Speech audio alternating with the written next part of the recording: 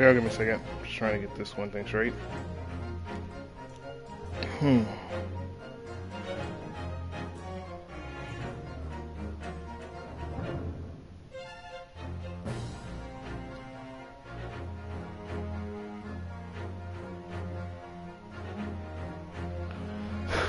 Alright. Wait, so this thing.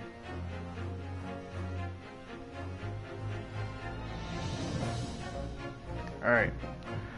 Alright, what's good, everybody? It is your boy JJ That Dude, and we are back on some, let me put it like this, the Greatest Attorney Chronicles. And as you last saw yesterday, I have beat this first part of the game.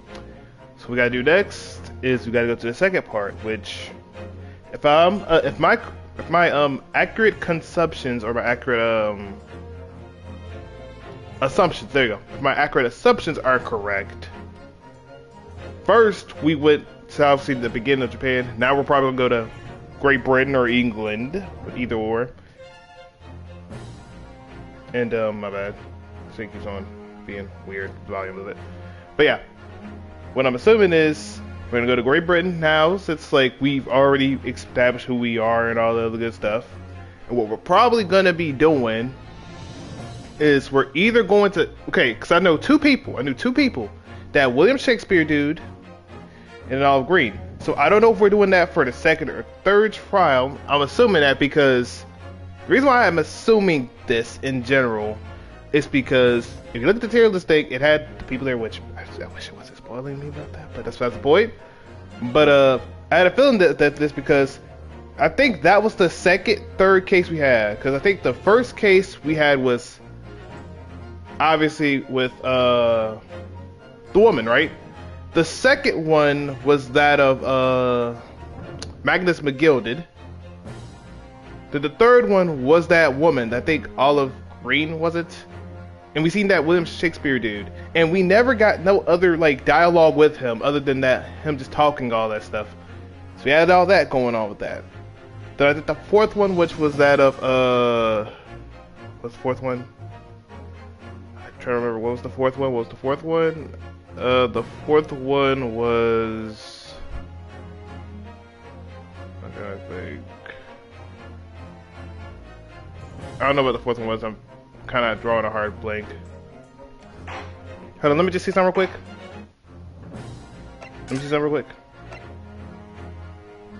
Oh yeah, my bad. I'm mixing that all up. It was the it was what I said before.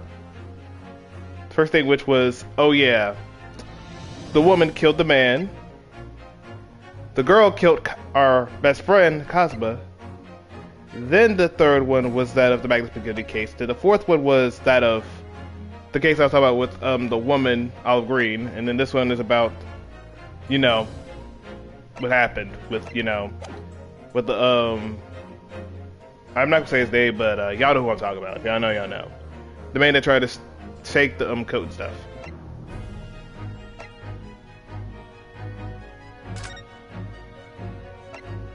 So now we're going to the memoirs of the cleric, because we don't know what any of these other may represent. So let's see how it goes. Wait, what the? Okay, let's just go to continue. There we go. My bad. I thought it was going to give me the thing where I just go right into the thing of it. So the memoirs of the clouded Kokoro, my bad. It was a ghastly tale of a winter's night. One of an invisible killer and a crime perpetrated on the pavement along Briar Road. Yeah, that was Olive Green. At death's door, the mystery of just who had stabbed the young lady from behind had been resolved. But no sooner had my friend saved that Eastern Exchange student from his harrowing plight, then in the dim, flickering shadows of gaslight did a second bizarre crime rend the stillness of that very night. I dare say most can still recall the sensational headlines of the day. Haunted apartment of death, the condemned criminal's curse, the dread demon of coal gas. What's that word I'm looking for? I don't know. A whole bunch of constants Yet, out there. though the great detective had at once discerned the truth I don't upon know if his this is arrival at the scene, Assonance or whatever? Forgot.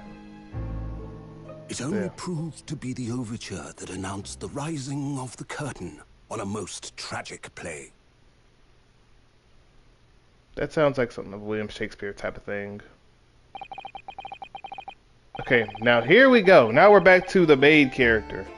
Alright, my name is Ryunosuke Naruhodo. I'm a fledgling lawyer, just starting out on my journey. 6 months ago, I arrived as a visiting student of law. Having made the long voyage across the sea from the Empire of Japan to here, London, England. And on the way, in quite extraordinary circumstances, I made the acquaintance of a world-famous detective, which was Sherlock Holmes, but that's point. Well, Sherlock Sholmes, but y'all know what I'm talking about. Currently, I reside in the attic of the detective's own lodgings, from where I run my legal consultancy of sorts. To be fair, I would think that they would have made sure that you couldn't cook and wouldn't let you be a lawyer or nothing after you revealed government secrets, but what do I know? Not that I wanted to stop, being a lawyer and stuff, but yeah. Successfully defended a number of clients in Britain's highest court, the Old Bailey. But since a particular grueling and unforgettable legal battle 4 months ago now, I haven't returned to the courtroom. In truth, I lost my right to return. Okay, never mind, I'm gonna shut up. They said it for me. They said, yeah, we heard what you just said, but yeah, we got our out. But that epic trial was just one small part of an epic tale, a tale which was now about to awaken from slumber. Thanks to a letter that arrived this morning from my homeland.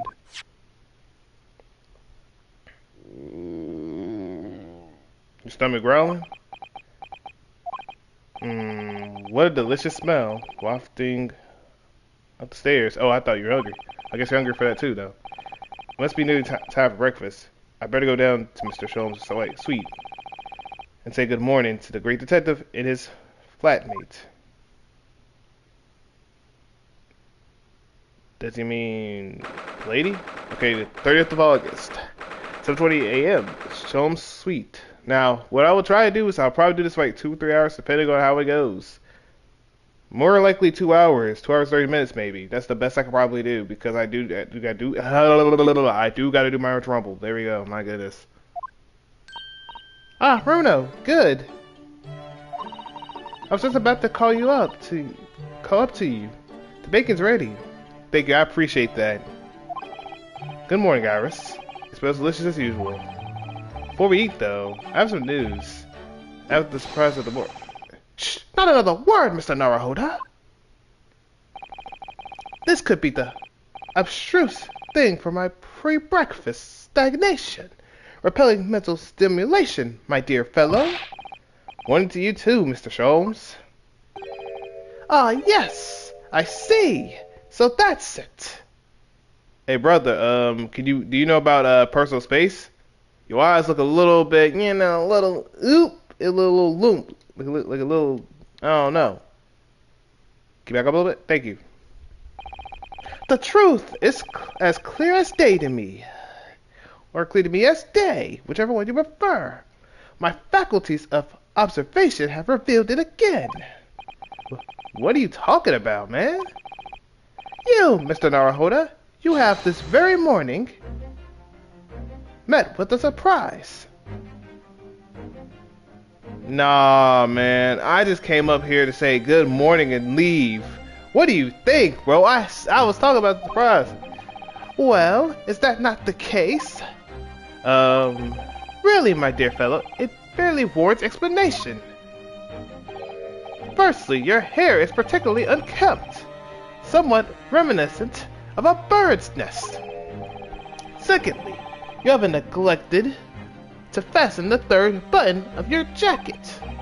Clearly, when considered together, these two facts point to you having been flustered this morning.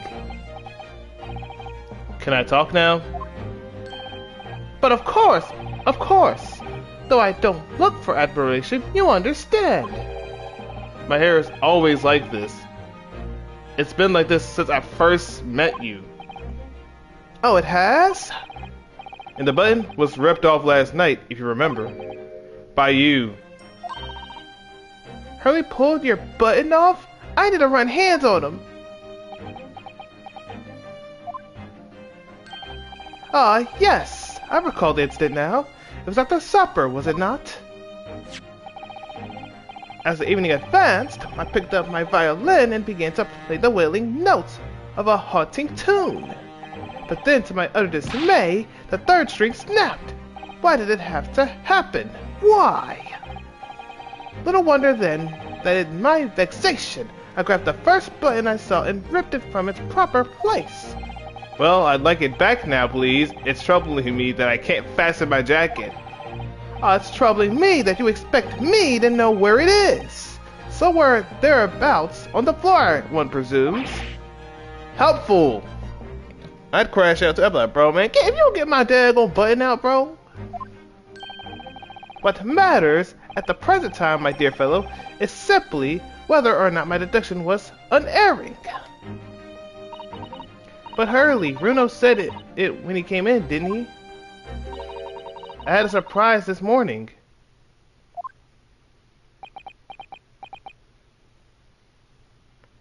That sounds like Cap! Well, that really is a surprise. Yes, this man is the pride of the British Empire, the famous consulting detective Mr. Sherlock Holmes. There can't be a single person in the world who doesn't know his name. Alright then, enough of this silly conversation. Come and eat this bacon before it gets cold. And I have a new herbal tea for you to try too. My latest special blend. And here we have Iris Wilson, Mr. Sholmes' lodger and companion. A truly exceptional young girl who's the author of a highly successful serialization here in London. Yes, The Adventures of Sherlock Holmes, as published in Rant's magazine. So, Mr. Naruhodo, won't you put us out of our misery? What surprised you this fine morning? Oh, well, I received a letter from Japan. Oh, from Susie, you mean? What, was it? Really? That's right. And she had some rather startling news, in fact. Ah, intriguing indeed! You must tell us all about it over breakfast. Oh yes, what fun!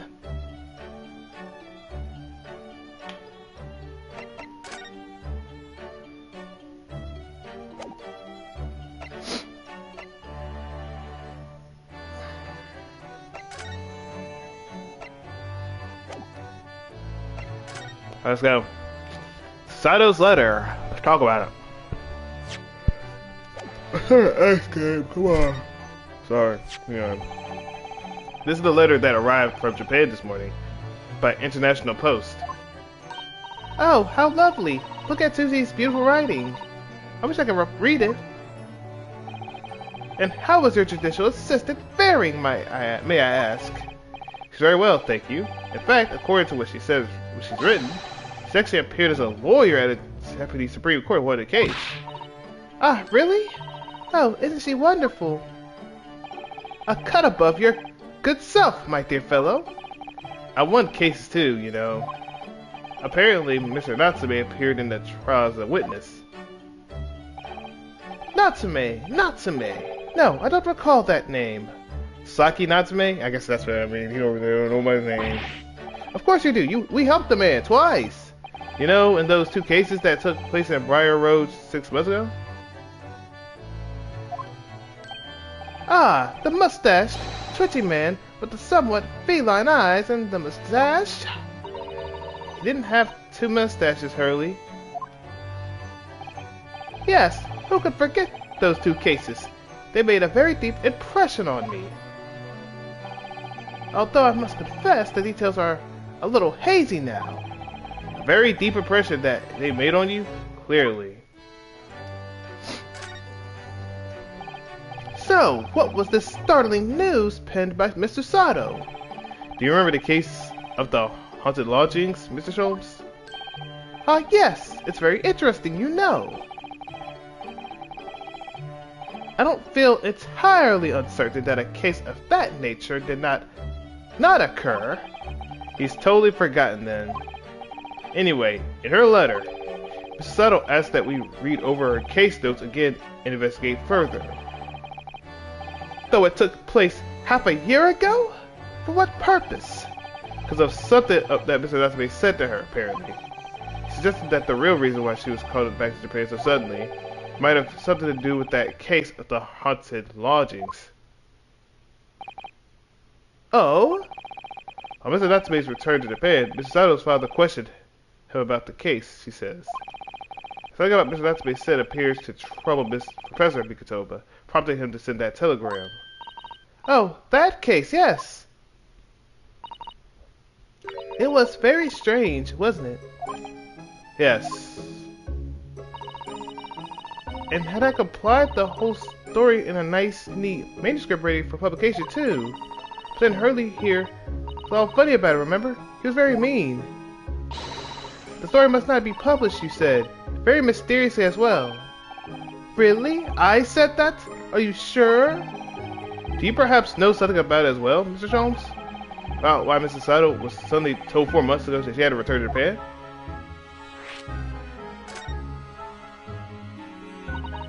It's been 4 months now since we waved Susie off at Dover.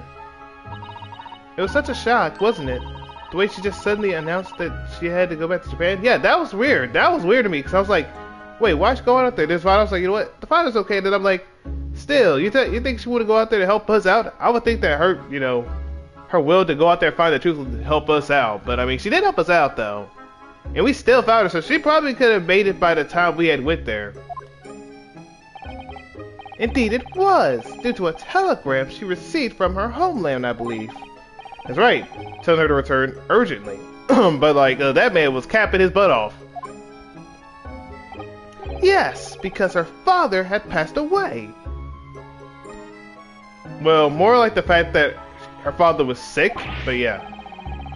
Yeah, there you go, he was sick. No. It was just said he was suffering from a high fever, the cause of which was unknown. He's not dead. But according to this letter, that news about her father's fever was just a ruse. A ruse? So Susie's daddy lied to her so that she'd make the voyage back home? How would he do that? And that's the problem, we don't know. Well, I'm assuming that Great Britain has something crazy up their sleeves and they might try to hurt some people in Japan, so they want to come out of their dodge. I have to admit, I have absolutely no idea. But she believes that it's almost certainly related to the case of the haunted lodgings.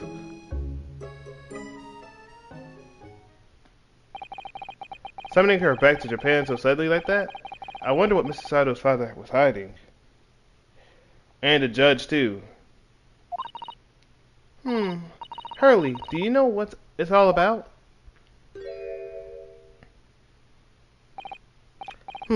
Ah, well, who can say? What? But you said... Please, I have engagements, my dear fellow. My calendar is quite surprisingly full today. And a stringent analysis, whichever one you prefer to call it. Because for some reason, I want to tell y'all something. I want a funny story. Someone said the actual correct term was analyst. Like an analyst, and I'm like, bro, ain't analyst like Stephen A. Smith? Like, why is it not analysis? And he said, because it's analyst. And I'm like, bro, what the heck is he talking about? So I might say analyst sometimes, and I'm supposed to be saying analysis, because he kept confused with that the entire time. Because he kept saying analyst the entire time. I'm like, bro, stop talking like you're Stephen A. Smith. Come on now. But yeah. But anyway, keep it going though. And a stringent. Wait, is it a stringent? Is it actually a stringent or is it stringent? I'm gonna say a stringent though. And a stringent, you know what I'm saying? Analysis of the matter would be excessive, I feel, even if I were quite at leisure. And I'm sorry, if I say analysis and I say analyst at the same time, I'm gonna crash out though. But it's analysis though. So, Man the fort in my absence, won't you, Iris? I will, Hurley, don't worry. See you later. I bid thee farewell. He scuttled off rather quickly there.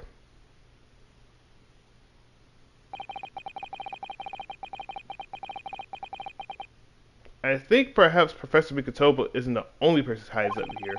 Saki-san was involved in 2 cases, but only one of them was forbidden for being published. By of all people, Mr. Sholmes. Aha! Or, aha! I found him at last. I said aha in the most weirdest way, like, ha ha! Like, come on now. Iris, are they... Notes about the case? That's right. Susan and I compiled them together. The case of the haunted lodgings. Do you want to read them, Bruno? Absolutely. Thank you, Iris. Hang on, my bad. I have no idea what secrets could be still hiding in the shadows of this case. But perhaps if I read over the notes again, something might come to light. That's the spirit.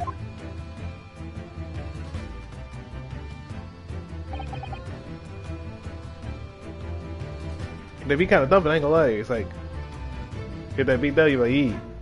And so, Iris and I decided to read over the case notes again together. Everything from what happened to our investigation and that fierce battle in the court that followed. Give me a second.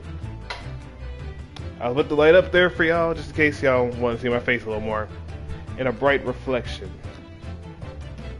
There you go. Reliving every detail. Just need to find a clue. And I have all the time in the world. Because of course, I'm no longer allowed to practice law in the courts of Great Britain.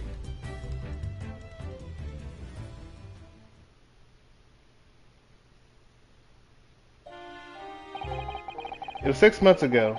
A mysterious incident that unfolded on the wintry street of London.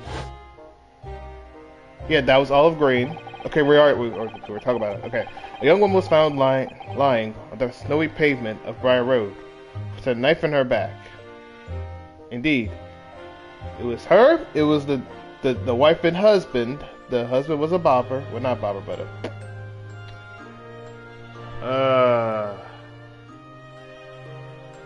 what? I forgot the man's name. Dang it. It was Patricia and that daggone dude. It was London's, I can't say his name, but someone's gonna know the name sooner or later. Fortunately, her life was spared, but she was unconscious for several days following the incident. That's true. Because she got hit with a knife, because the woman was out there crashing out throwing knives and everything the entire time. Fog was thick, and nobody saw her attack her. But, by a cruel twist of fate, a visiting Japanese student was walking behind her at the time and was duly arrested. Makes sense, though. Because they, obviously, in that particular spot, it was like that. And then that person was out there just pulling a whole other thing the other way. That man was Sasaki-san. And the man who effected his arrest was Mr. Sholmes. Believing in our compatriots' innocence, Sato-san and I decided to represent Sasaki-san in court. And after a grueling trial with many twists and turns, we finally managed to prove his innocence, which is very true.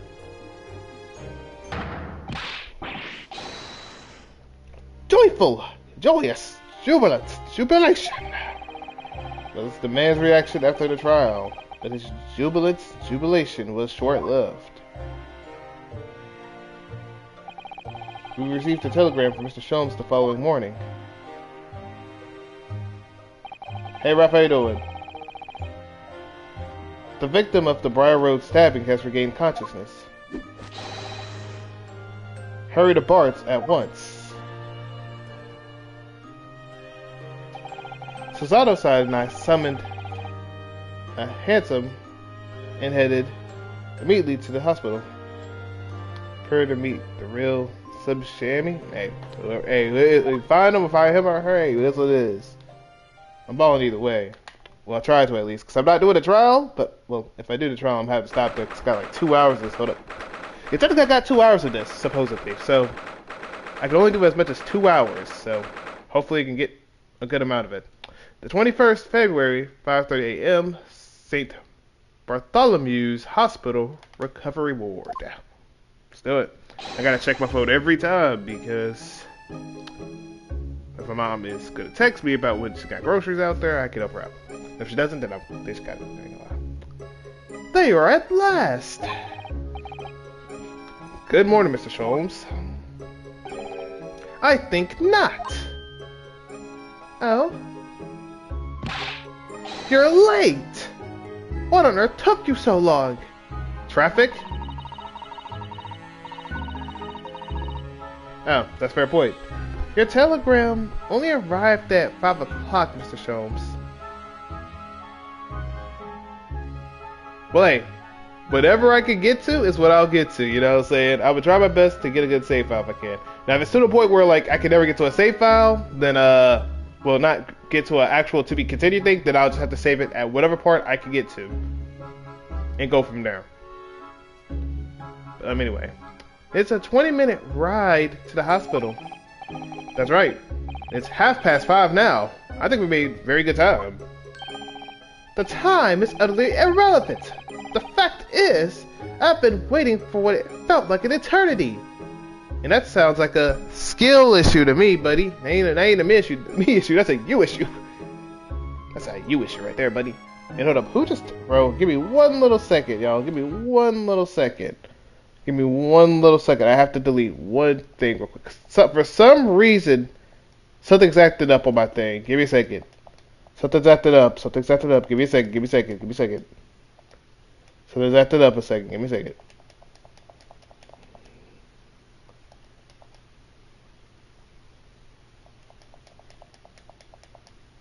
Whoa, I didn't mean to. I was trying to do the one thing. Okay. Give me 1 little second. It'll be really quick, though. I just got to delete this thing because for some reason, it keeps doing some weird stuff. I don't know why. Because it'll show me something like, oh yeah, storage. So let me get that storage fixed. So I'm going to get the storage thing fixed.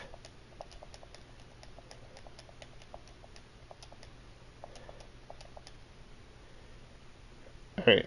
There we go. I deleted like this. I just need to delete those. We're good. Alright. Good. Perfect. Alright. I had to delete like 53 of those things because like they kept just clogging the daggone storage thing. There we go. Ha. In point of fact, I myself was awoken at 4 this morning by a telegram boy.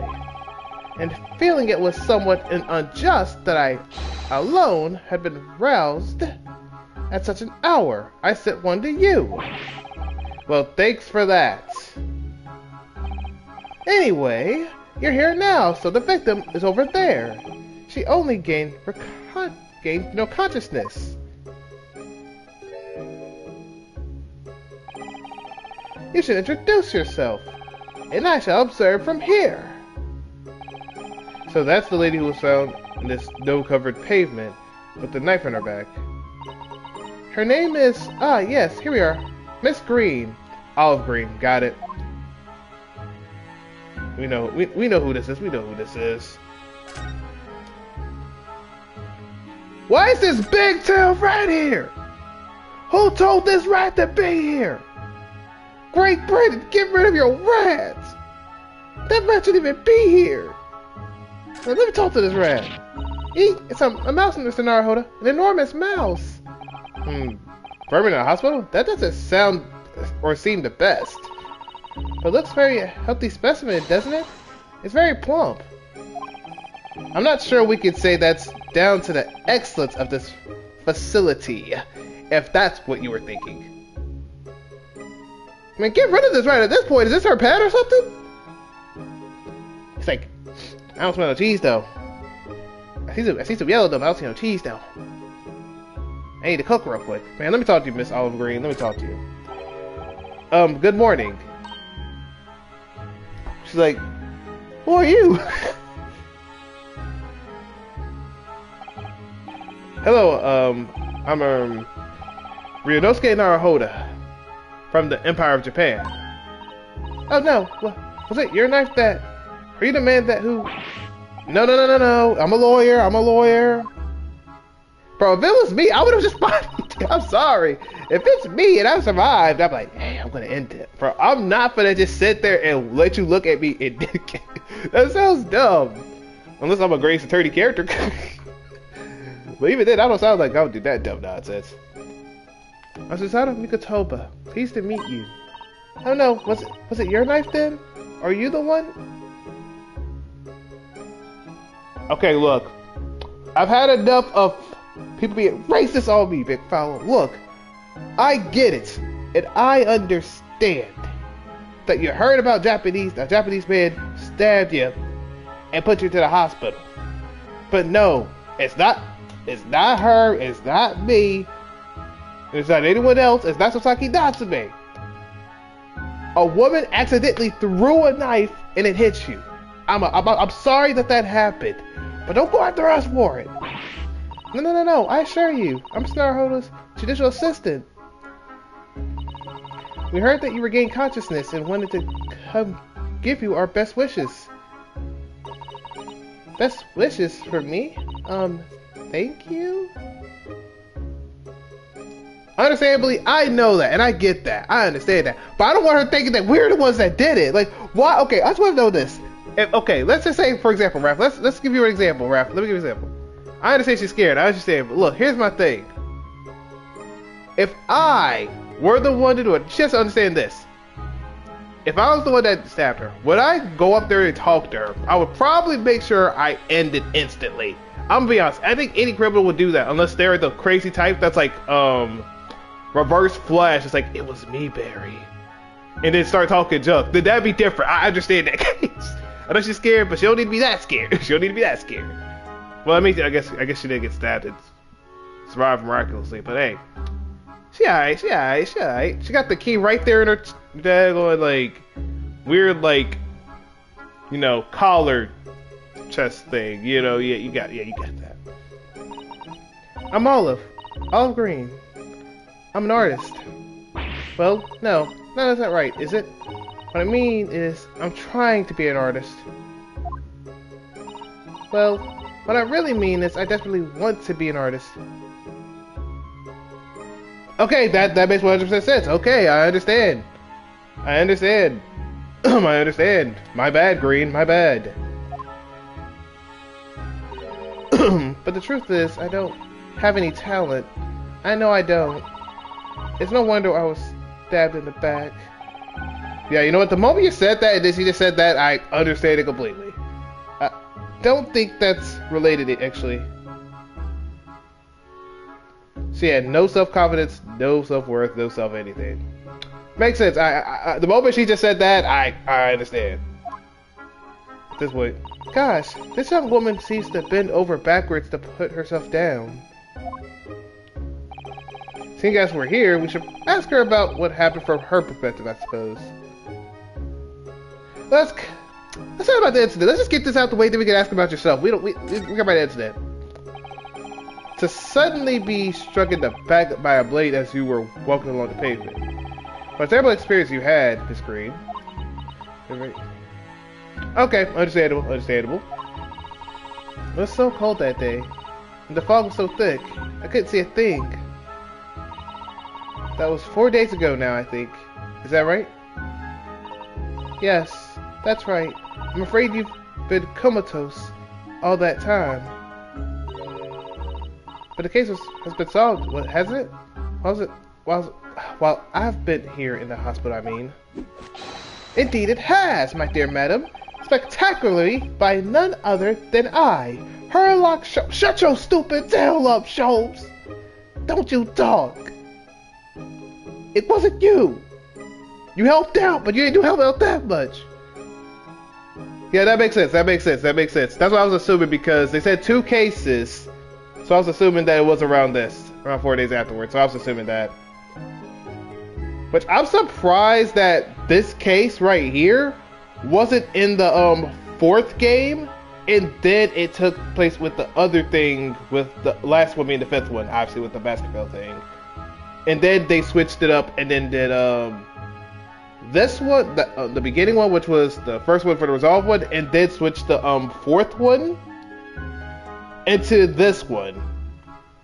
Surprised they didn't do that one with it, but hey, either or is fine though. I thought it would be more sense to have the 4-day one be within the beginning one. I don't know how that went out right, but hey, they got that. They got that.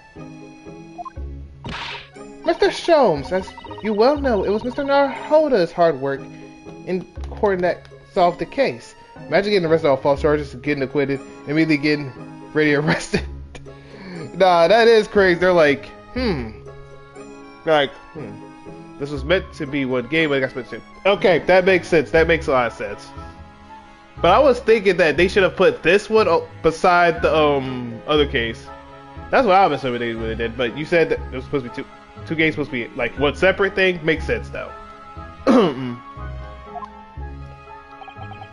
Are you yet to hear what happened, Miss Green? Yes, I'm afraid so. A gentleman from the police force is supposed to be coming to fill me in shortly. Oh, I see.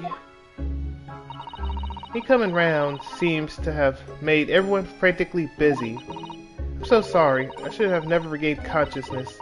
It was selfish of me. Oh, brother, it's okay. It's okay, honey. It's okay. Also, this case tone and events fit far better with the rest of this game. Understandable. Oh no, we're also relieved that you're on the mend, Miss Green. We really are. Really, we are. And with that kind of attitude, maybe her surname should be Blue, not Green. Dang, you ain't gotta do her like that. You ain't gotta do her like that. Honestly, you and Sasaki would make a good match. Look, one got cursed because of some stupid haunted lodge. The other thing, and she's just depressed in the blues. Depressed, and they're gonna be cursed and depressed at the exact same time while singing a whole bunch of 4-letter things with it. So warning, a lot of mentions and imagery of this in the game. Alright, that's fine. I got no problem with that. Well, okay then. What is everyone out there then? If y'all might not like the word of, suicide or anything along those lines, this might not be the one for you. Let me know ahead of time. For the people out there, letting y'all know this ahead of time. Because I'm gonna keep going through it no matter what. So, you're an artist, are you, Miss Green? Oh no. Oh, I couldn't possibly claim that. I'm a fledgling artist at best. I mean, I'm a student of art, really. At the Thorndike Academy of Fine Arts. Oh my! An Academy of Fine Arts? Great Britain is such a wonderful country. Tell me, Miss Green, do you live hereabouts? Oh no, I don't deserve it, but I have a little flat on Brixton Road. I see! How very interesting!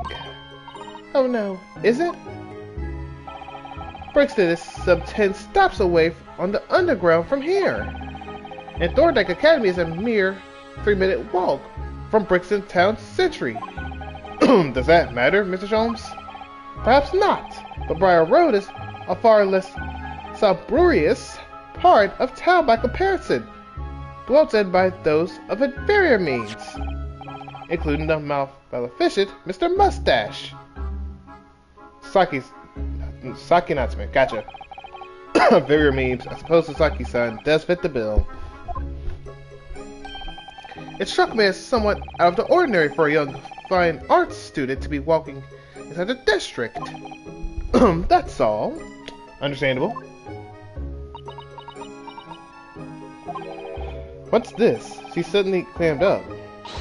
Mr. Sholmes, you should be ashamed of yourself prying into a young maiden's private affairs.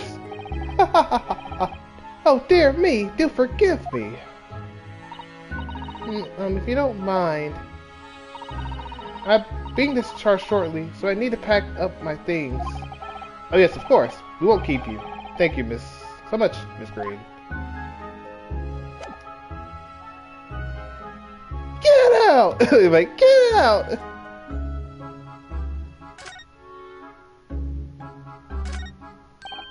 Look, there's a photograph in this frame here.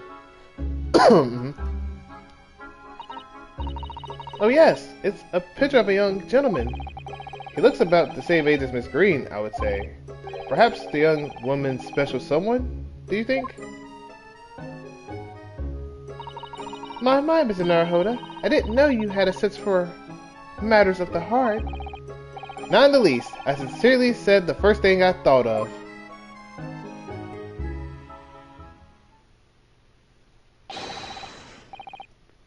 Yeah, it makes sense. I would think so. Either lover or crush, but I would think one or the other. And mainly lover's the best bet for that one.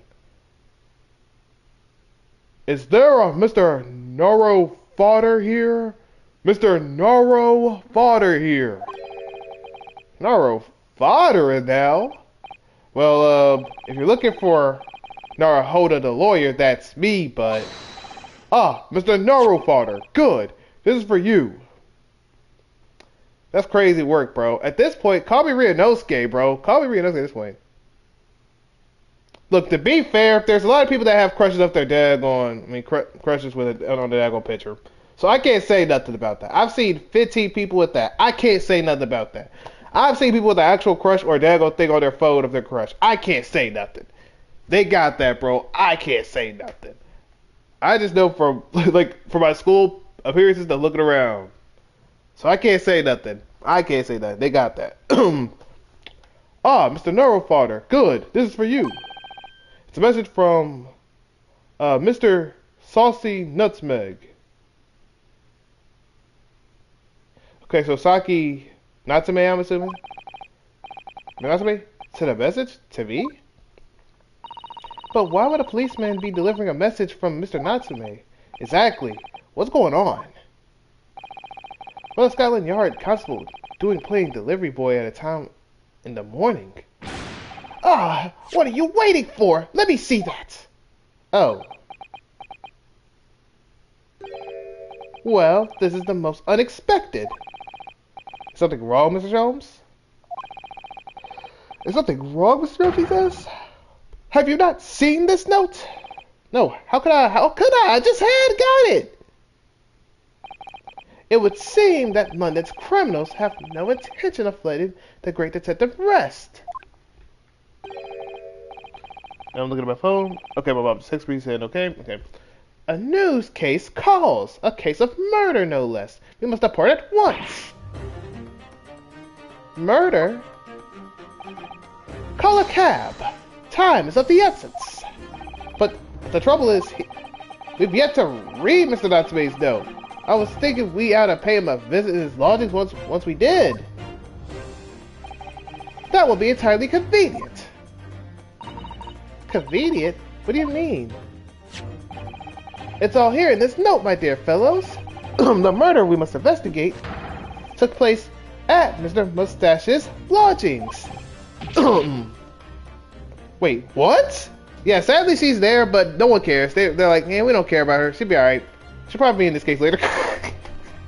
That's probably like, hey, she alright. She ain't gonna remember this nonsense. But look, she's just like, they're like, can y'all guys leave this place? I just wanna go out here and just pack up my bags. I'll hell up. Wait, a Fakari? Wait, what the heck is that? Is it Fiacre?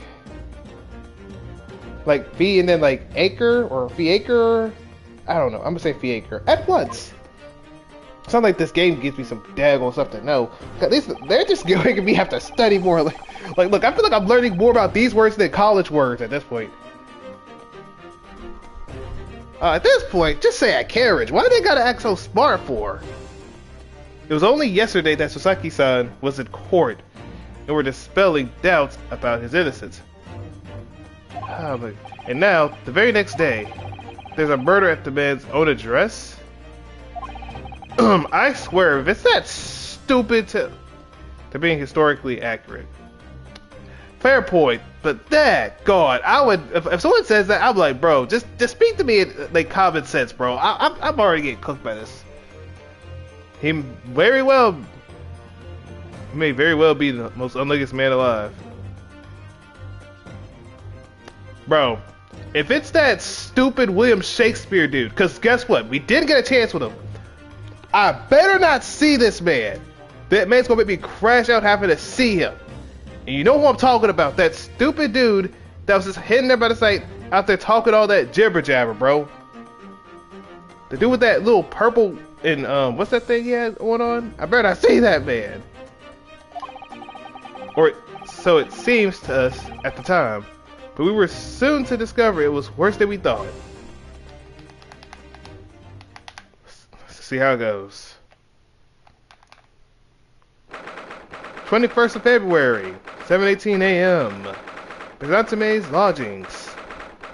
Ground floor.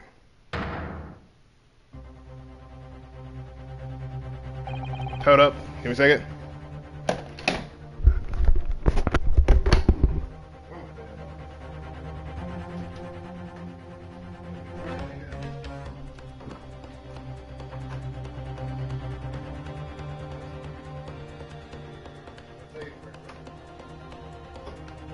This right here, perfect.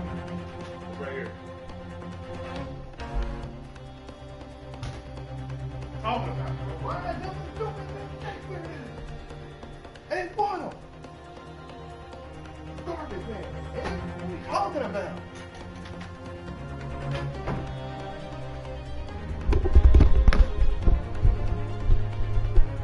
Man, can we throw this man out or something, bro? I don't even care about this dude, man. Throw this bum out.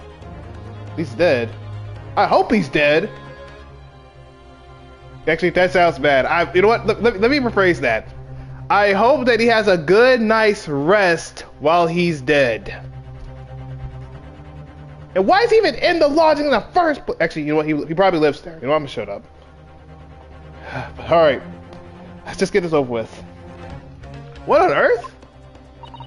Oh my! The gentleman is deceased without question. He's dead. Can we make sure he's actually dead? Can we like check his wounds? Can we check everything? I don't think. I mean, I don't know.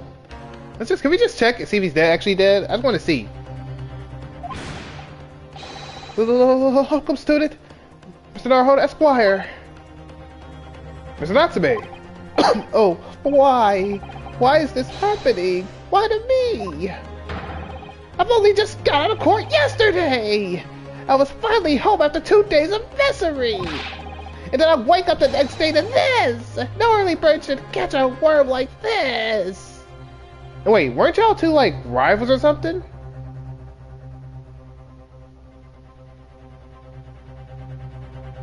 I'm gonna shut up. Wobble, worm without wiggle. I see you're in high spirit again this morning, Mr. Mustache. Ah! Not the horrible hairlock shelves!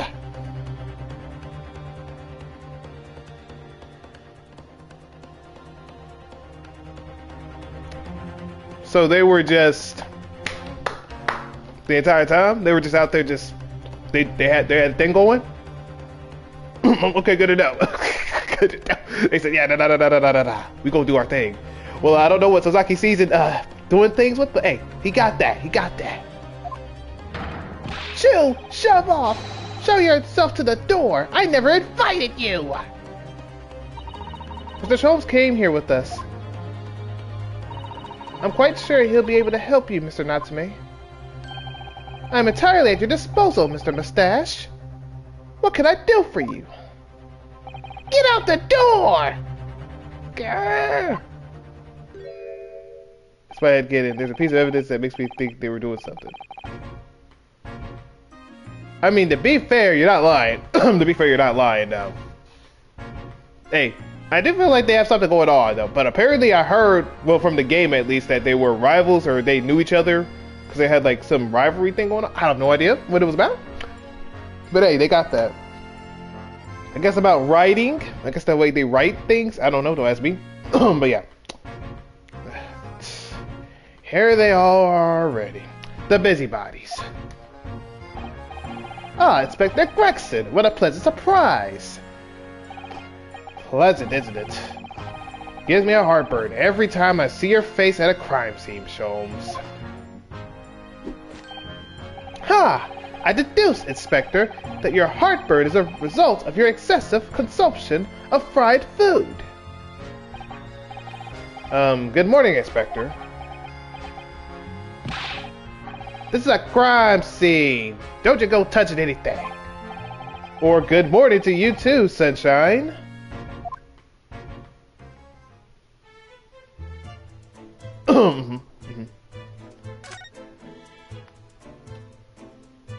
Dang.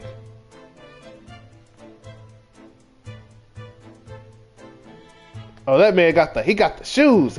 Oh yeah, I like those. He got the sandals. He got the sandals. He knows he cooked with the sandals.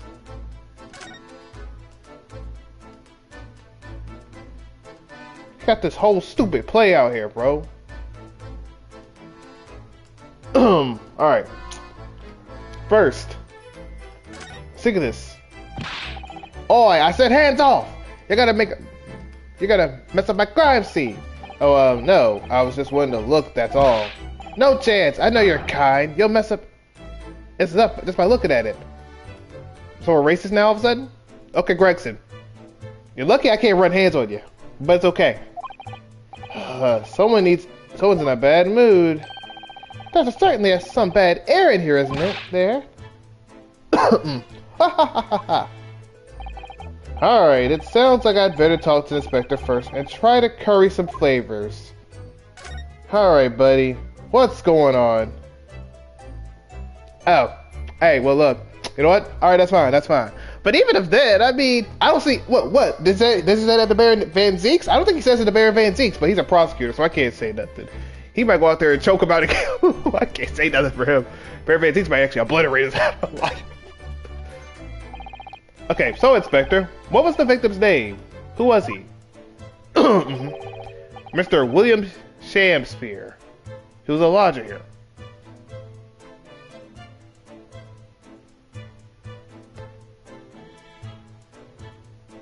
So y'all didn't want to change it up a little bit?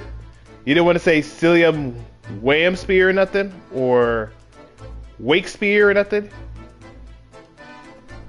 Yeah, I think Baron Van Zeeks might actually obliterate. He might joke about it like, hey, you better shut your mouth, listen to me. I will put you in that daggone carriage and burn you in there with your kids. He might get him cooked out there. I called you. He might actually do that. He just has his eyes, I just have that head cannon. He just stares at him with his eyes and he just loses his life.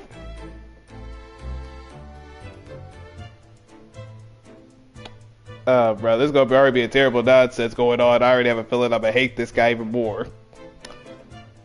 He was a lodger here. As you can probably tell, he was an actor. A bit of a dead loss, as it happens. Or just dead. Mr. Shamspeare? Well, this whole game's a sham thing thinking I'm gonna like this character. No, you'll love the real Slim Shammy. Alright, we'll see. We shall see. It was the landlord, almost a Garadeb, and the other lodger, Mr. Natsume, who found him. The fellow didn't rise at his usual hour, so Garadeb got worried and kicked the door down. But doesn't Mr. Garadeb have a bad leg? Oh yeah, you're right there. It was that jittery Japanese hunchback over there who actually did the kicking. Really? Suzaki's side? The victim was pretty hard up, it seems. Even done some time inside for petty crimes. So he has done some crazy crimes. Interesting.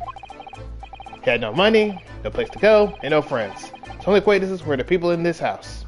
Well, that makes sense. I mean, I feel like Mr. Natsume has some sort of like friendship towards him. Miserable life and a miserable end to the end to it. So, what exactly is Mr. Natsume doing here? He's not involved in the investigation, so shouldn't you have sent him away from the crime scene? Well, I'm not saying it because the fellow looks odd or anything, or that he acts suspicious. But I thought it would be prudent to make a statement. Take a statement from the culprit. I mean, cohabitor. You nearly said culprit there, didn't you, pal? Oh dear.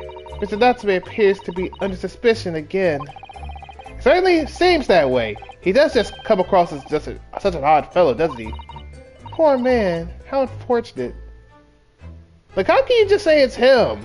Look at him. He's just staring at him like, that's my friend. I mean, I can't help that. Like, that's true though. Like, if I see a guy out here staring at me like this, and it just like his eyes regular like that, I'm like, I'd be a little worried too. But I wouldn't say he's a criminal. Like, hey, I guess I understand their point though. I mean, okay, I'll let him cook. I'll let him cook.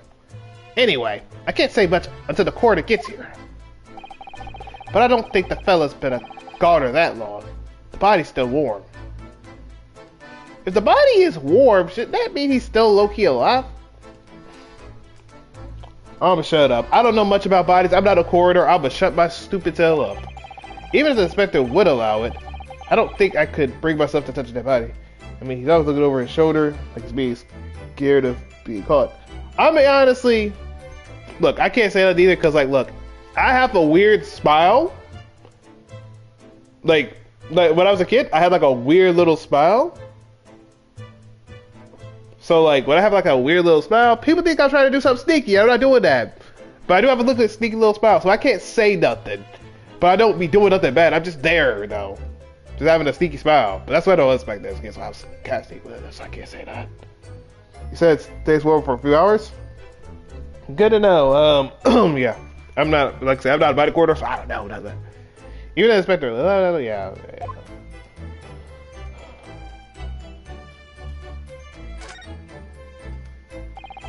Oh, crap. My bad, I didn't mean to do that. My bad. I thought they were going to do a thing for it, but,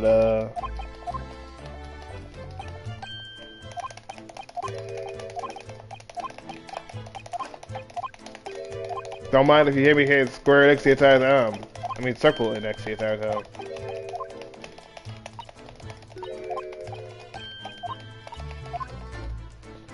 Yeah, because I had that weird look like, and if they thought I was bad, I was like, oh, brother.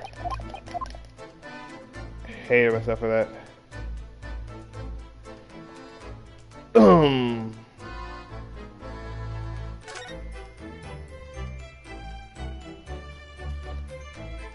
Is there...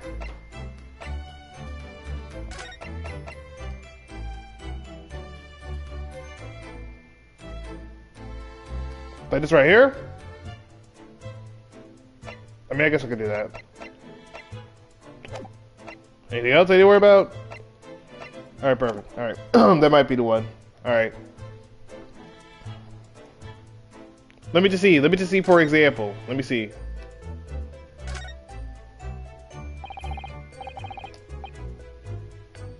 What would that thing be, though? Oh, there we go.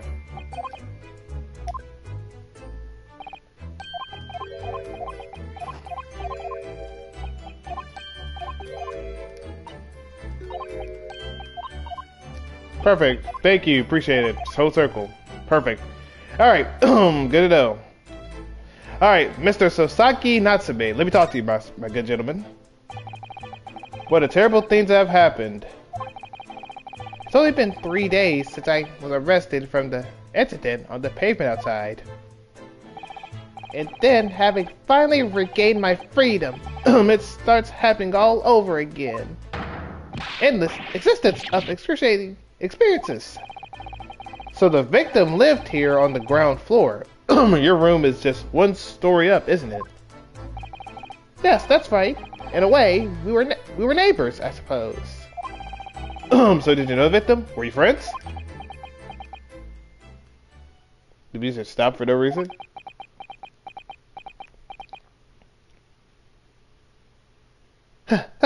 Who's there? He's like, bro, relax, buddy. I'm here. It's cool. We cool. Dude, you're not in trouble. Well, not with me, at least. Come here. What's the matter with Sasaki's-san now? It was an innocent enough question, wasn't it? Why did he go get so shaken by it? Well, I suppose he wasn't a complete stranger. But did he ever invite me to his room? Never! On my honor, I swear it!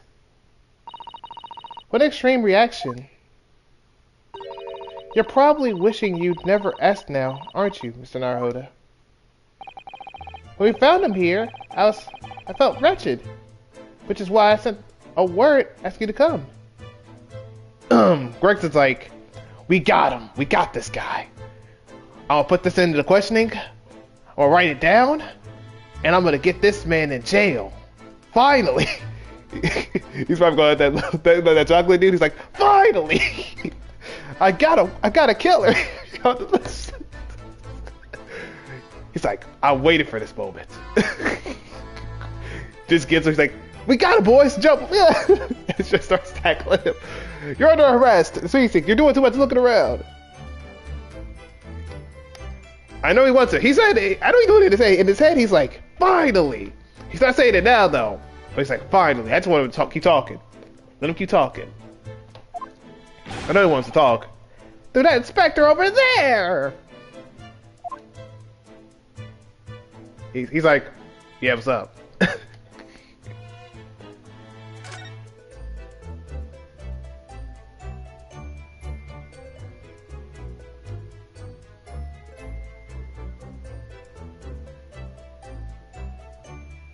Hey, I can see that. He wants to kill his god. I know he do. But how you doing, Mr. Sholmes? How you doing here, buddy? Like, you're looking great with your shoes out there. But let's get this out the way. Mr. Sholmes, what are you doing? Ha! You need only observe to know it, my dear fellow. Investigating, naturally. There's nothing natural about that pose. Yeah, when he does that, I gotta give him that look like... Okay, I respect it. I respect the hustle. I respect the hustle. And how long have I been streaming for? An hour and 2 minutes. And who the heck just texted me? Dang, I got multiple texts. Dang, okay. And someone just... Dang, calling that guy to be texted. Oh my goodness. There we go. I had to get that out of the way. Now, I gotta remind myself in an hour, a few minutes to be ready. Mr. Sholmes, have you made some miraculous discovery? Patience, my dear madam. Patience.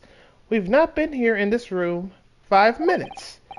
So far, all I've managed to deduce is what actually happened. Goodness. But isn't that everything we need to know, Mr. Sholmes? Now that you proposed the idea, I believe one could indeed see it that way. Go ahead. At the present time, I've managed to draw 2 incontrovertible conclusions. The first, that there was a physical struggle here last night in which the victim fought for his life. Mr. Natsume, what's wrong? Is something that Mr. Sholmes said significant somehow? No, don't mind me. Forget I was ever here. Yeah, I'm not gonna lie. If a guy did that the entire time, I probably would be suspicious of him. I'm not gonna hold you though. But yeah, come on, man.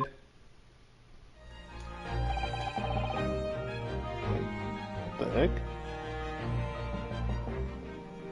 Scene gotta go. So anyway. And my second conclusion is that there is a poison lingering in the air here last night that passed the victim's lips. Nonsense. Alright,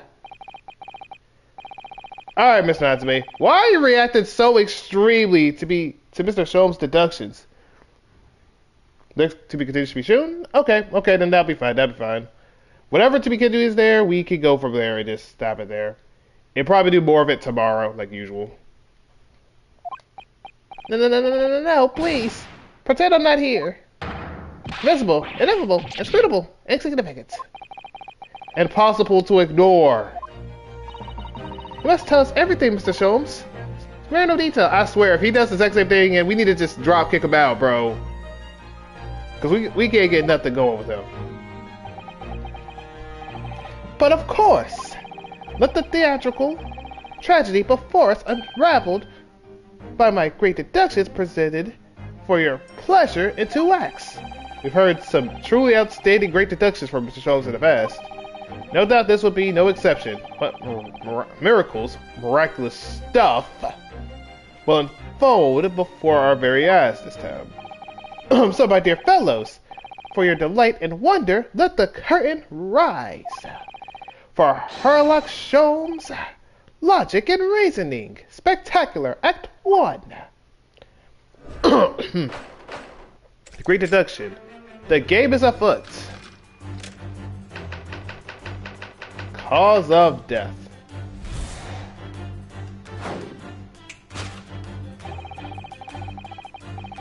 Alright, let me get a little bit of some water real quick. Let me get some water real quick, because I'm gonna lock in and cook.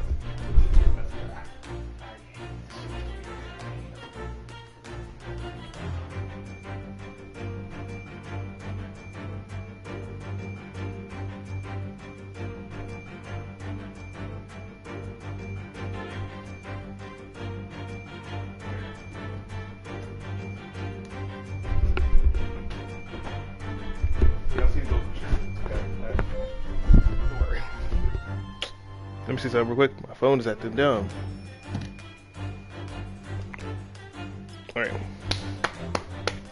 Alright.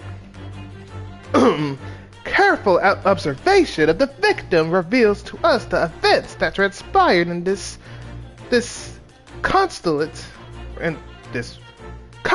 room last night. Foam at the mouth of the deceased clearly indicates the use of poison.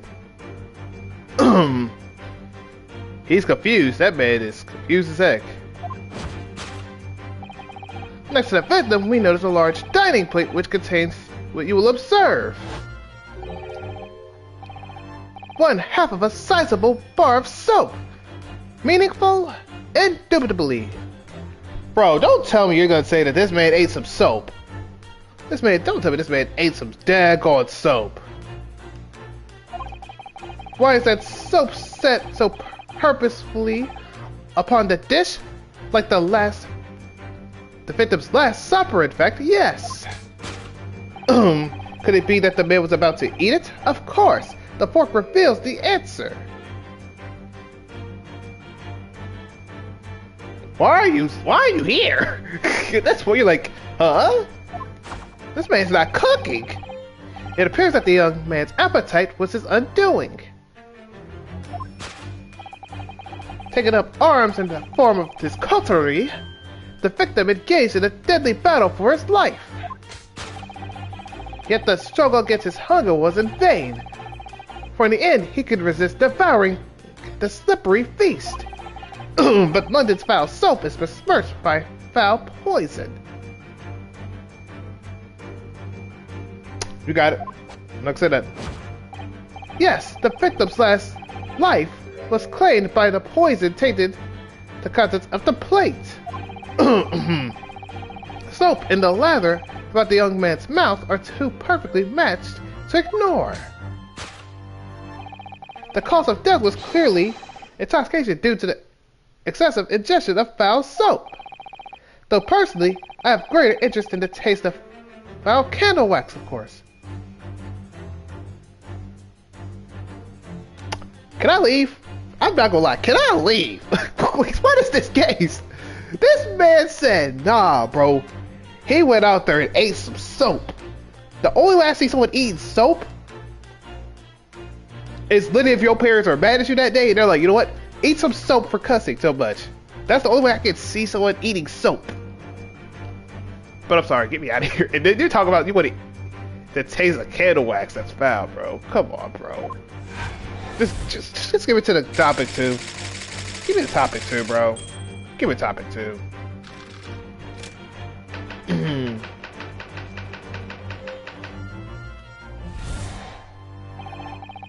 The cause of death identified. We proceed to Act 2. I like what he did there. Where we ponder the next question. Was this suicide or murder? The audience will recalled that death occurred during the victim's last supper. I had to keep coughing because it's like this daggone spaghetti meatballs is just ugh. Did the man die and die alone? The single teacup suggests the answer. To draw a conclusion on such meager evidence would be foolish. However, certainly, the careful criminal could have absconded with his own cup to cover his tracks. Well, allow me to lift the veil of doubt, my dear fellow. What's up? Indeed, what reveals the answer, of course, is the broken lock.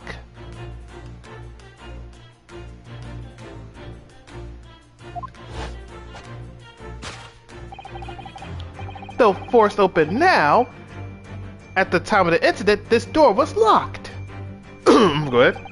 And the sole key was in the victim's pocket. In other words, when the victim consumed the poison, he must have been alone. Alone with his inferior soap, from whence wafted an inferior scent.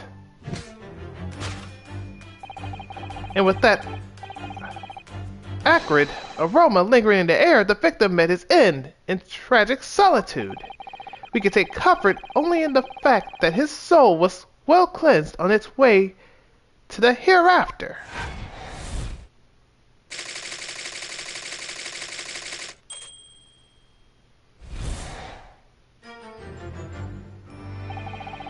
Thus concludes the final act of Sherlock Sholmes' great deduction.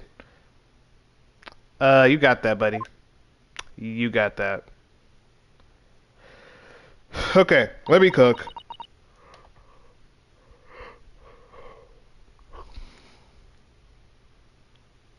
Yeah, that's what I like to think too. Like, he'd be like, huh, that's my thing. What was that for? What was that for, Ryunosuke Naruhodo? Let me cook, buddy. Let me cook. I would just think that. He's like, yeah, now put that arm down. Let me cook, and then you can do that. Or Loki Susanoo would be like, I don't want to break his heart, but Ryunosuke, can you do that? I would think that too. Grex is like, this man's stupid. There's just one thing, Mr. Sholmes. You are disposed to identify just one thing, aren't you, Mr. Naruhodo? What concerns you? Understandable, but bro, I'm not gonna lie to you. If I go out there and someone's out there talking about some soap, someone eating some soap, I better hear it from, it's like his mom's telling him to eat soap. I'm just being honest. Well, no matter how hungry he was, do you really think the man would have eaten soap? It's quite apparent that this man had barely a penny to his name. That's fair, I guess, but like, I don't think he's eating soap though. It's a curious thing, but to one so destitute, soap can suddenly appear quite irresistibly appetizing. How extraordinary. In truth, I have tried a little soap myself in the past.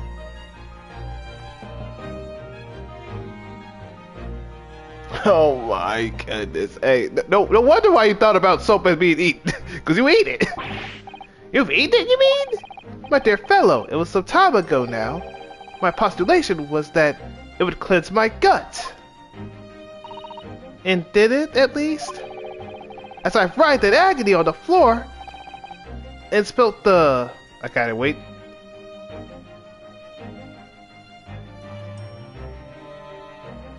The contents of my stomach. Yes, I believe it did. It says, you know that scene where Spider-Verse where they tell Miles that the only way he could have got everything wrong was if he knew the answer? It's on purpose? That's what the show was doing here.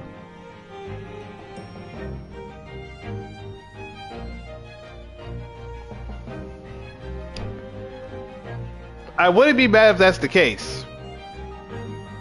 I wouldn't be mad if that's the case, because, hey, it's smart play, though, but, like, I'm sorry. I would have at least had something a little more different. Like, I don't know.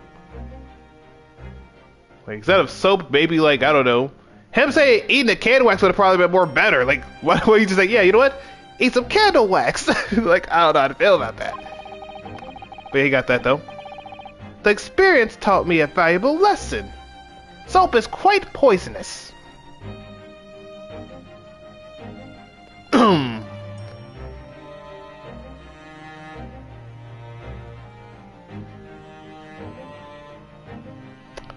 Honestly,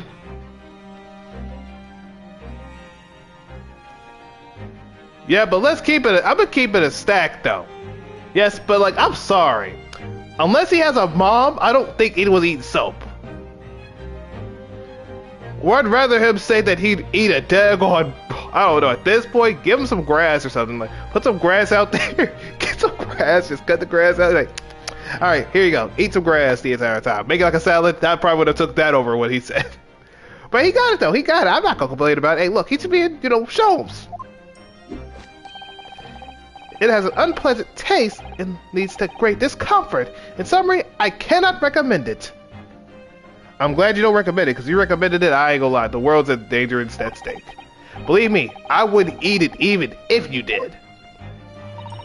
There's something that troubles me as well, actually. Oh, what's that? It's Mr. Natsume. I couldn't help noticing him shuddering and quivering out the corner of my eye. Makes sense. Hey, that's why I told you. That's why that man just needs to go out there, get some grass, cut it, and act like it's a salad. That's the best I can do for him. That man is a sham anyway. Almost as if Mr. Sholmes' deduction touched a nerve somehow. Nonsense! Well, that clenched teeth episode didn't last. I think, judging by Mr. Natsume's reaction, you think he may have done that before? Honestly, I wouldn't be surprised if he did. Like, he's broke. That man is broke beyond repairs, bro. At this point, I'm surprised he still has that in the back. At this point, he's got it, bro. Look at the clothes he got in the back. He only has those two things, I'm assuming. The great detective's deductions may need some gentle corrections in order to reach the actual truth. Yeah, he has them two things right there. And then he has the other thing out there. At this point, get rid of that. Why does he have that out there? Tell him to get rid of that, the other thing right beside him. Get rid of all that stuff. He's a different type of broke. Yeah, he's a smart type of broke too. You got the stuff right there. He's like, oh yeah, I'm gonna keep that though. But yeah, we're good. Yes, Mr. Sholmes' observation and deductions are sometimes a little too sharp. He has a tendency to hit the nail on the side of the head and drive it in an obtuse angle. Figuratively and literally, he's going to obtuse angle with it. When he does that, it falls us to straighten things out. Alright then, let's see what we can do. Yes, we must pick out the key word in Mr. Sholmes' quite brilliant deductions, and discreetly exchange them for something that makes a little more sense. If we can do that, I'm sure we'll arrive at what Mr. Sholmes meant to say in the first place. In that case, are you ready for the second performance of the day? Once again, my dear fellows, for your continued delight and wonder, let the curtain rise. For Hairlock Sholmes, Logic and Reasoning Spectacular Act 1. Okay, we're not... okay. Hold it, Mr. Sholmes. Let's talk. Yeah, we're not reading this, though. I'm not gonna hold you. We're not reading this.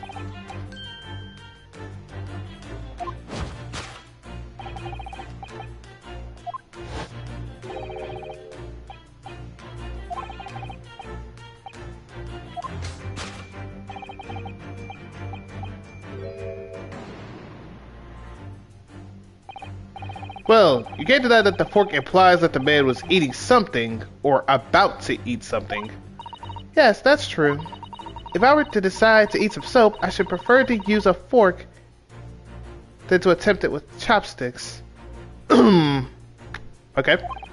And of course, only half of the bar of soap is left on the plate. But might there not be some other explanation? Something material that proves whether the man or not really ate soap.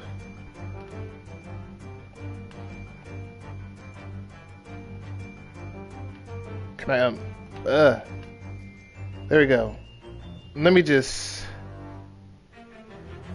That's over there. That's teacup. Said the fork. Okay, let's just... I can't look at anything else over there? So I can't look downwards or nothing? Okay, let's just look at the teacup real quick. Do you think he was drinking tea with his soap? Let's just read this over this stuff. The cup's empty, so there's no way of knowing. Ah, how about this for an idea? Perhaps the cup was full of water. He was dissolving soap in it so he could gulp as much down as possible. Please remember that he may not actually have been the soap lover that he's made out to be.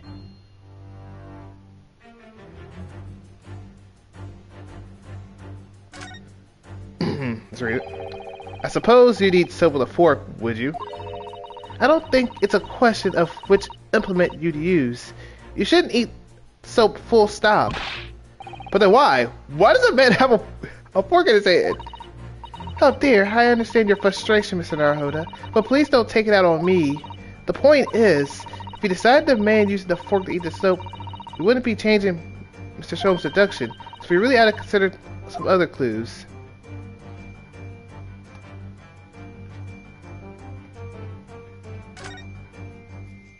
There we go.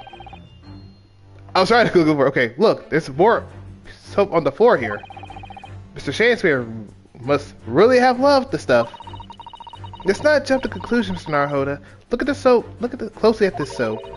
Do you see that it would fit together perfectly with the half bar on the table? What the? How can that be? I think that there are two halves of the same bar that broke apart. So, question. Why did another person just put the soap in the hat and then flip the hat around and then let the person pick it up and then do something? Because I don't think they're smart enough to pick up a hat. I'm sorry. Let's go ahead. Take that! There you go. That's a lot better. Let me talk to you. Could it be that the man was about to eat it? Of course. The other piece of soap reveals the answer. It being the other half of the soap on the table, in short, the victim was not eating soap at all. But it's obvious, really, for no depth of hunger could drive any man to attempt to eat soap. Even I, with my unquenchable thirst for practical knowledge, took only a single bite. But that begs the question of how the man was poisoned, because there's no sign of any food on the table. An excellent observation, Mr. Naruhodo, and one that furnishes us with the answer we seek. For London's foul soap is besmirched by... Okay, yeah, okay, got that.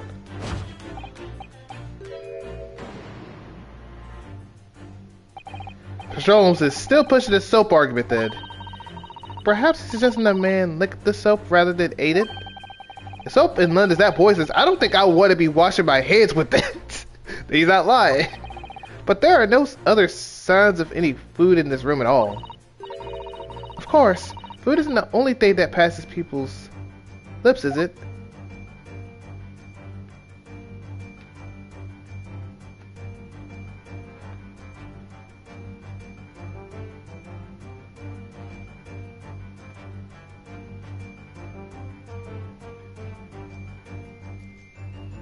I guess I'll just read it again. Yes, a Western vessel for the serving of infusions of dried tea leaves.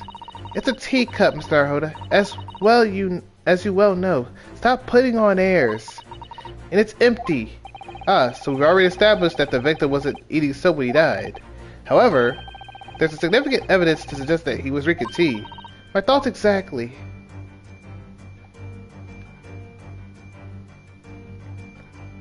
And then, yeah. I'm just looking around just in case, because you know how this game be sometimes. The victim didn't eat soap, then what did he eat? Yes, it's really a mystery, isn't it? Ah, I've got it. He wasn't interested in eating soap at all. It was the fork he wanted to satisfy his hunger with. Mr. Naruhodo, I really don't think it's helpful to continue with this line of reasoning that the gentleman had particular tastes. Subtle signs is such a gentle way of words, but I know what I'm being told off. Let's see that line there.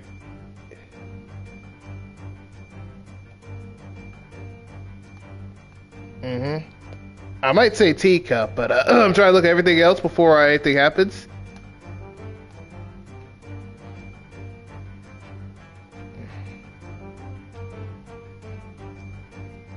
Okay, I'm trying to look around real quick.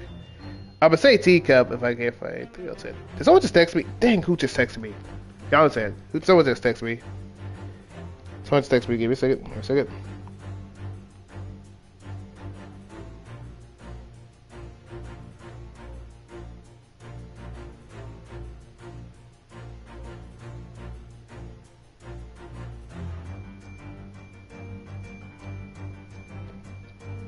There you go. Let him know. Alright, there you go. Let me answer these few other messages because this person they're gonna just mess with the entire time. Alright.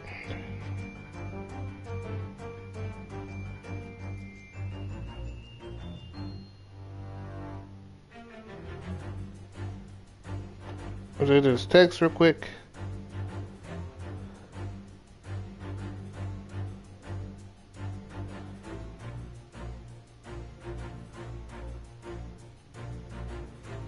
What did I talk about? I'm gonna just text real quick so we get this out the way. Any more text messages I gotta worry about?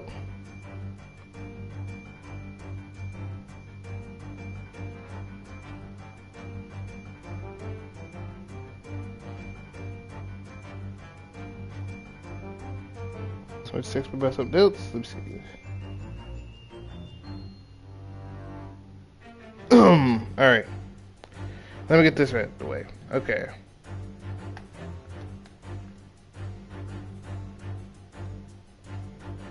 Wait, what the? What's that in the hand? I can't.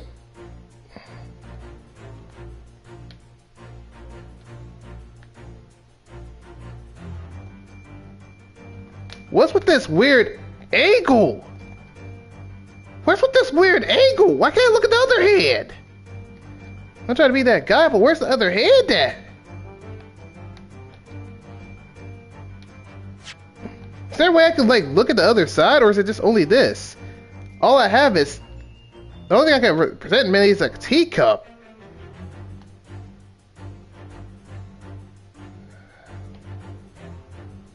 Anything else I'm supposed to look at? I feel like it's something out of the ordinary. Out of the ordinary. Am I blocking anything else? Am I like blocking anything of a particular that I'm supposed to look at? I can't tell. Cause all I can go off of is a teacup. But I feel like it's be something that's, you know, that would make sense. I can't see crap. Teacup? I mean, I feel like it's something else other than teacup. And I can't. This is ridiculous. That's the only thing I got. I swear, if it's some dumb nonsense I can't do, I'm gonna crash out. Take that!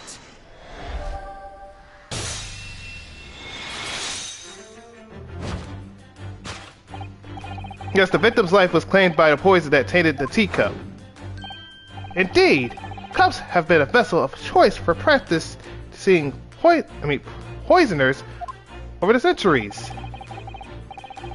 It would appear that the victim drank every last drop. There's no sign of food anywhere in the room. Which leads us to the immutable conclusion. The cause of death was clearly intoxication due to the ingestion of poison contained in this teacup.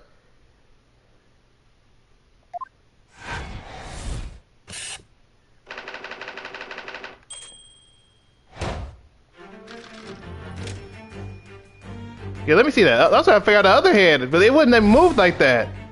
So all I could do was touch the teacup. That was like the only thing I had. Was, oh yeah, the contents, the fork or the teacup. Is something else out here that I don't know about? Yeah, no, you're fine.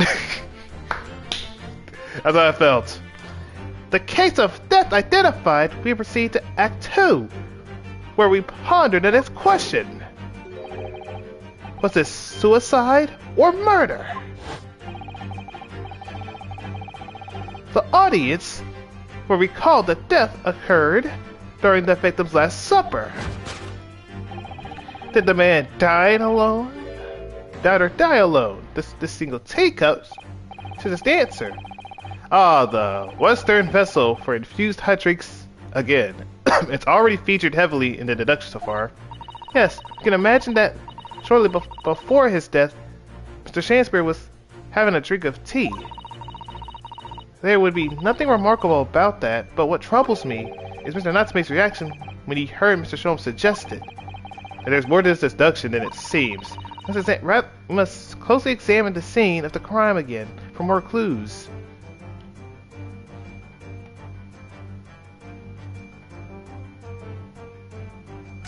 Perfect. Oh, so he did have it. It's a teacup. And it too is empty. Given that he's actually holding this one in hand, we can assume that this is the cup from which Shakespeare was actually drinking.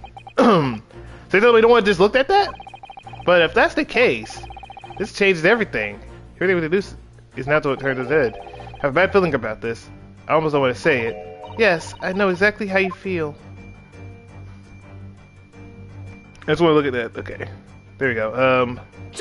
Let's go ahead.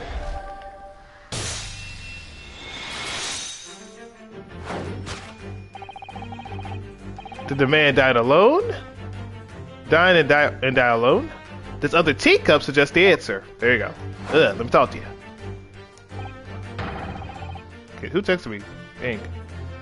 Yes, there were 2 teacups in this room all along. Okay, what are we doing?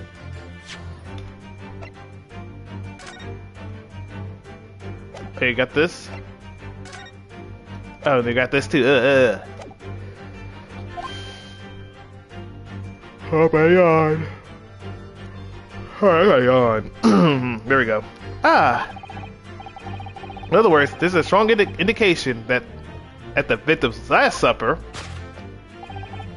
there was a guest present. Why does that look like Bruce Fairplay? Why couldn't it be another person? At the very least, we could say now with certainty that somebody else was here in this room last night taking tea with the victim. What are you talking about? Utterly, unbelievably, unjustly, unreasonable. To draw a conclusion on such a meager evidence would be foolish, however, certainly, which I've already read that, but hey.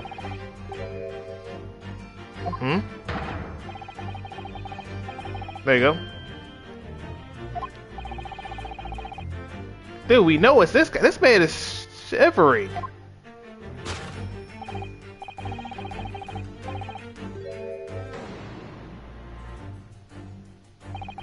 I'm not sure I like where this discussion is going now. I'm afraid it's too late to go back to the Hakone or Hakon days of eating too much soap. But identity of the guest who was in here last night when the victim passed away is something I have a very bad feeling about.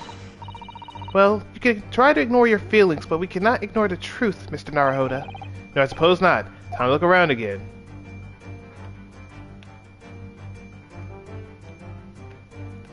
Anything else? Let's look up here real quick. Okay, good.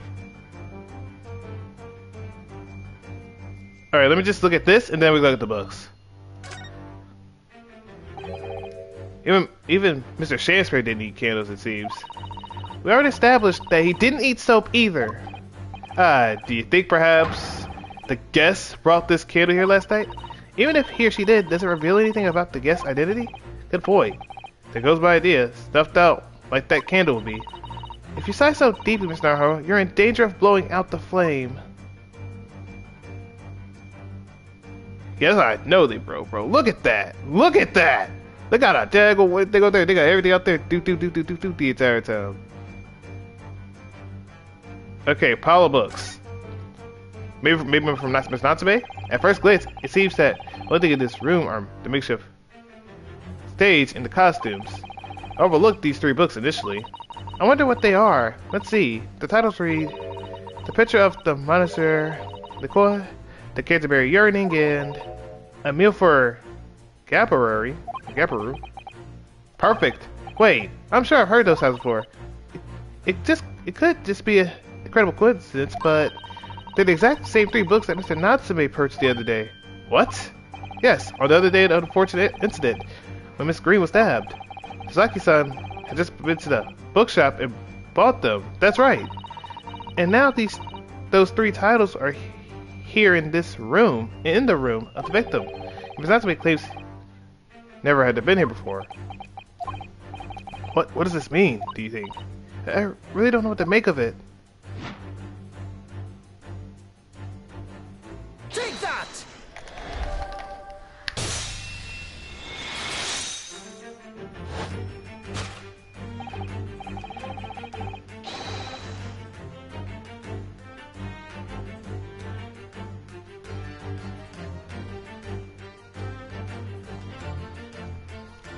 Indeed, what reveals the answer, of course, is the pile of familiar books. Quite so. It's no mere coincidence that these 3 titles are here in the room, and the link to the truth. Mr. Natsume, you purchased these books 4 days ago at the second-hand bookshop, which is right here in our evidence, so you can't lie your way out of this one. That's just a coincidence. In that case, you'll be able to bring the same 3 titles from your own room, will you not? This very moment. No, never. Non-negotiable. If you can't bring your own copies here, it proves that these 3 books are in fact yours.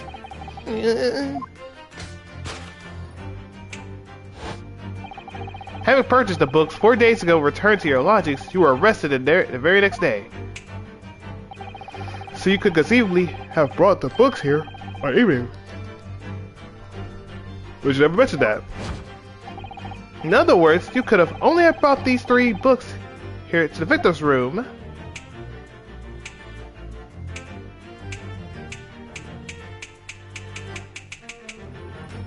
How many clicks are we gonna do? Last night, having returned to your lodgings after the trial concluded at the Old Bailey. Yeah, he definitely was. He's out there like, dude, he's out there clicking that thing too.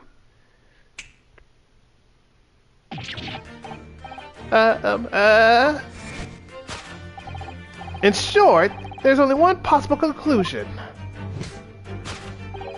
The victim died here in this room last night as a result of poisoning.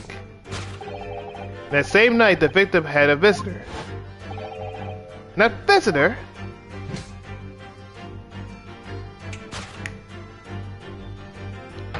was you, Mr. Sasaki Natsume. No! That concludes the final act of Hairlock Sholmes' great deduction. Sasaki Natsume at the seed. Solved.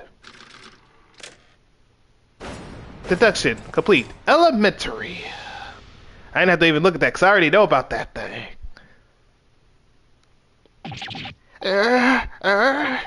Not again! Not again! Not again! Not again! Well then, Mr. Natsume. It would appear you're gonna have to accompany me down to the yard. Again. But wait! Hold your horses! Yeah, what do you want, Governor? Door, key, locked, entry, exit, entirely impossible. He's so flustered, he's been even stranger than normal. What? You think that's an alibi? You could have just made a copy. What? You live in the same building after all. You have plenty of opportunities, I'm sure. But? Misery me! Sorry, sir. You'll get your chance to get your side of the story later. The facts speak for themselves, Mr. Mustache. You horrible Hairlock Sholmes!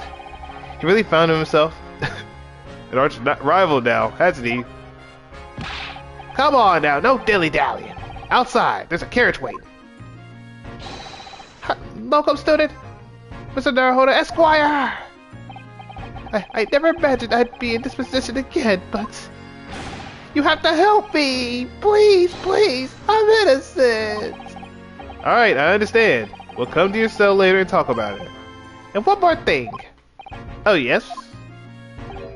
My poor little kitty cat. Please give him his breakfast for me. Yeah, that is kind of unfortunate. And so, his evil curse still apparently unbroken. Saki-san found himself once again the prime suspect in the case of murder. Thanks to the incriminating reduction of the great detective. My dear fellow, the honor belongs to you. Well, both of us, but yeah. Well, at least that means Inspector Gregson is no longer here. We can examine the crime scene in more details now. Yes, that's right. And of course... What? Have you forgotten what the inspector mentioned before? It was the landlord, Mr. Garadeb, who discovered Mr. Shamsphere. Ah, Mr. John Garadeb, yes. I expect we find him in his sitting room on the top floor as well, usual. Right. Remember to go talk to him later then.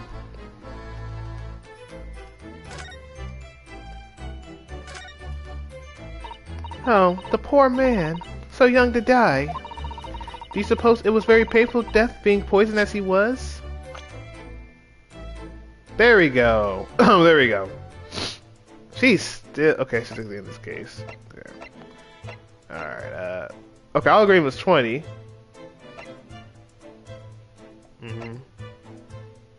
Detective in the yard. Yeah. Okay, yep, it was fish and chip. That's what it is. It's fish and chips. I wonder why they call it fish and chips? Don't ask me. Okay, he was 31? I knew he was younger, but like, hey. Just by 2 years? Okay, great work. Tough. Hang on, that is kind of crazy, bro. This man found a rival that's like 1 year younger. Hall of Fame crash outs at his finest. I don't know. All we can do now is hope that he'll be reborn to a better life. Yes, I suppose you're right. I wonder. Do you think that putting our hands together in a Japanese prayer will help a British soul? I hope so. I'm sorry? I made sure I had a reference at the ready for such an occasion as this, actually. This book is entitled The Beginner's Guide to Praying for the Departed, the British Way, in a prayer. I'll just reread it now. One moment. There's quite a spine on that book, isn't there?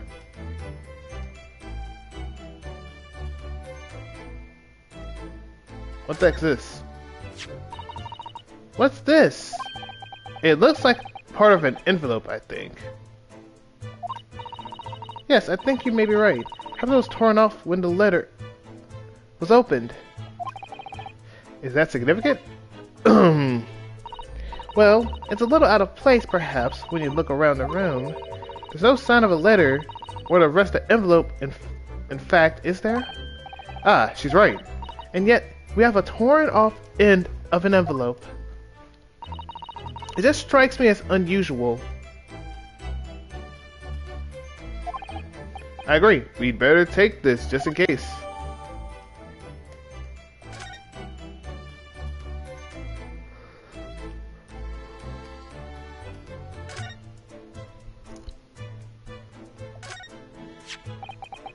And here we have another disproportionately large machine that looks like a meter of some kind.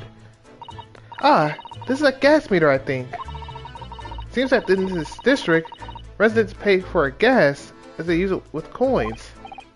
I see. Yes. Now you pointed it out. I see that there's a slot just that looks like it'll take a coin. So you mean if you put a coin in here? That's right. That would buy you about 2 hours of gas for light and heating. So, if you were a poor person with no money, you'd have to sleep in the freezing cold. Yes, or if you were a scatterbrain with no change, because you forgot to exchange your money at the bank. Thank goodness there's no meter in our office.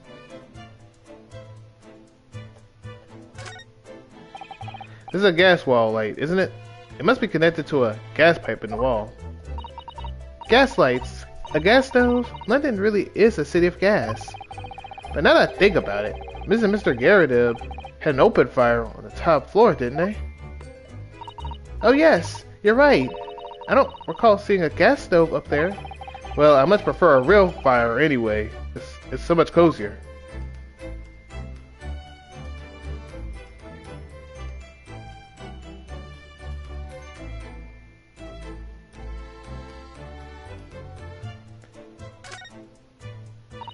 Ah, one of the teacups Mr.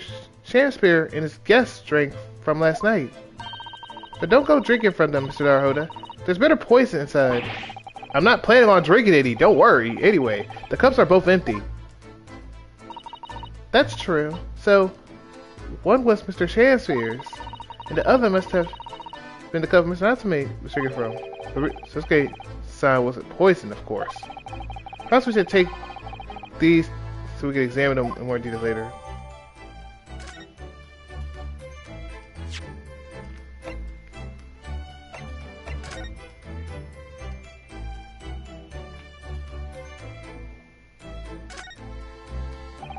Whoever opened this envelope didn't bother with the letter or scissors, did they?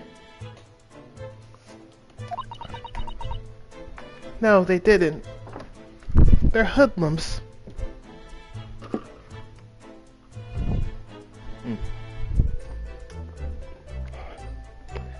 Hey, look, man. What do you think I'm doing, bro? I'm always expecting new evidence. Always. Always.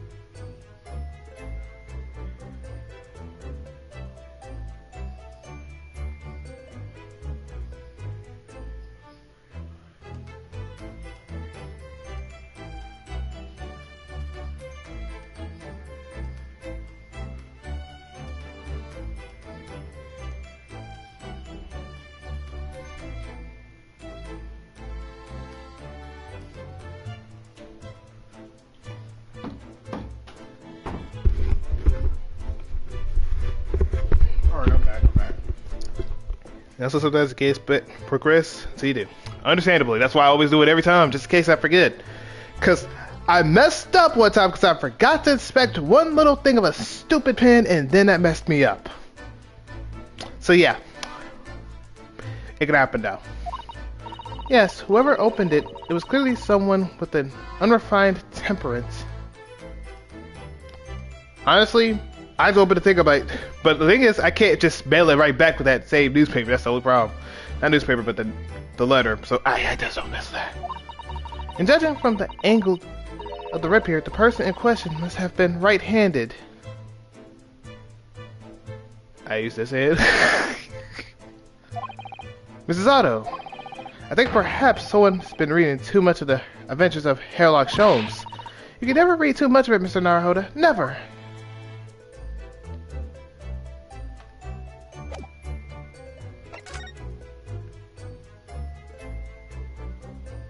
Okay, so let's get this out of the way. There's a crack right here. Then there's a crack here and here. Alright. Let's go. This is the teacup from which Mr. Natsume was drinking. Yes, unlike the other one, the inside of the cup is completely clean. Suppose he must have drunk the contents before the tea had a chance to leave a mark. I always gulp it down too. Sorry, Mr. Naruhodo. Well, if you just sip it a little by little, it goes cold. Clearly, I shall have to instruct you in the proper way to take tea.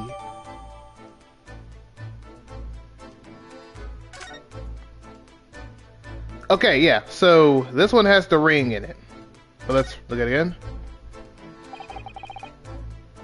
This must be the cup that Mr. Shakespeare was drinking from then. It's stained on the inside. Tea does that, I'm afraid. Even green tea. Oh, really? I never noticed before. You never noticed? Well, I never leave it in the cup that long enough to leave a mark. You have to go down. Drink tea while it's hot. That's Japanese way, isn't it? Oh dear, so many people seem to have the wrong idea about our culture. And most of them are Japanese. Anything else, Tom? Is there anything about the back? Alright, anything else? I think I'm good, right? Good. Yep, we're good.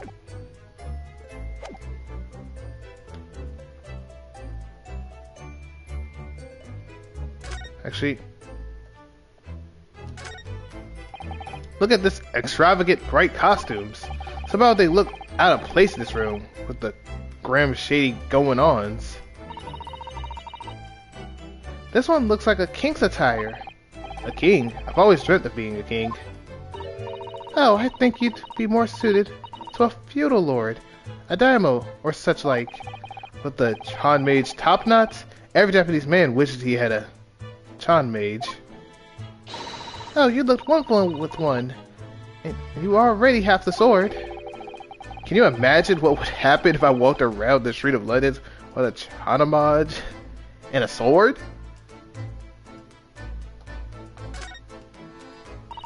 There's not much on these shelves, is there?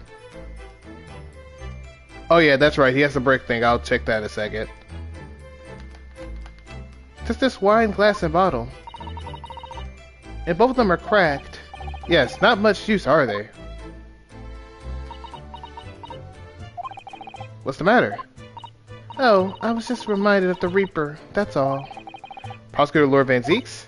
Yes, he's so reckless with his wine glasses. I was thinking it was a waste. It's a waste that he should donate some to the needy. You can suggest it next time we meet. Alright. As we've seen from the outside, the window is completely bricked up. A vestige of the former window tax that Britons had to pay. What a strange thing they use the tax in Great Britain. I'm not gonna lie. Someone just said, yeah. Hey, you gonna pay us for these windows? What if I don't? Okay, give a second. Bring up that wall. And bring up that window. Make sure he can't use that window. Now that's I mean, making people pay for the number of windows they had in a property, it's extraordinary. It's heartbreaking to think of the poor having to block up their windows just to avoid an unaffordable tax. Oh, what is it, Mrs. Otto? If you look closely, a number of bricks are loose. That is true.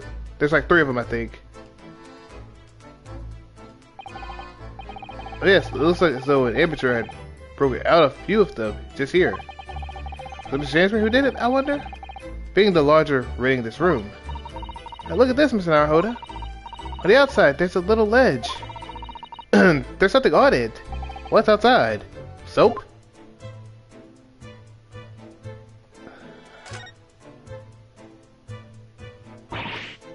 Brr, it's so cold outside. You can feel it through this gap. It did snow all last night. It would be cold. But more importantly, what is it on the ledge out there? What are those snow-covered lumps? It's more bars of soap. Soap? Soap? What are bars of soap doing lined up on the edge outside the window? I have no idea. The pair of them look rather charming like that. Still, that's very strange, isn't it? Bars of soap lined up outside the window? I think perhaps we should take one. There are two after all. Oh dear. I suppose we could. I don't know. I guess whenever, I don't know. I guess whenever the guy's like, hey, we're going to the prince seat to take this guy, pal. And then they're going to have the lines up there. I don't know at this point. Hey, we're going to take advantage of everything we can, though. Oh, what's this? Look here at this soap. Ah. Do you see? In the middle there. There's a patch that's a different color. It's sort of transparent, but some sort of fancy design, I suppose. Only Great Britain. It looks like the Hinomori flag of Japan, doesn't it? How wonderful. It's probably a very expensive brand. Expensive? Then what's it doing in a Ram's shack old room? I guess he robbed it. I don't know. I guess he was taking some stuff.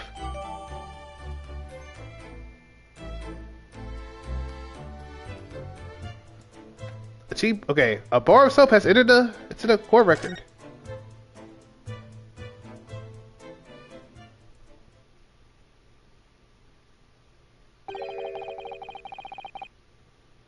I guess this is Gregson.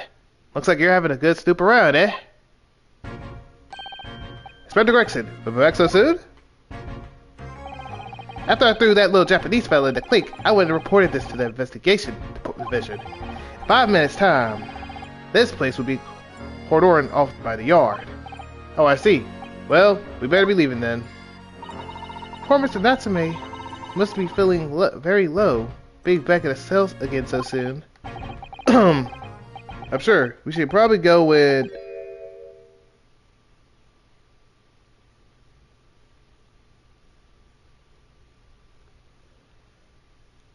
Can I hit him over the head again? Can we make sure he stays down? Let's make sure he stays down. What's wrong, Mr. Naruhoda? I do the little...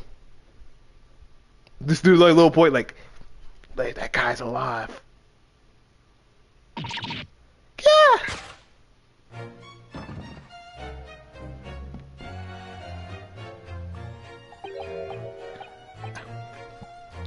No! Why did you, God? I knew you should. I knew I should have smacked you on the head to make sure you stay down. Oh my goodness. I swear. Alright. Out, out, brief candle. Life's but a walking shadow, a poor player. That struts and frets his hour upon the stage, and then is heard no more.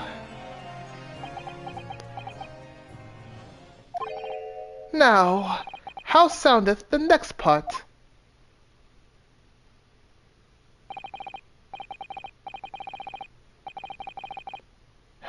My turn. It is a tale told by an idiot, full of sound and fury, signifying nothing. Indeed, on a happy day. Whoa, what are we doing here? Walking Dead?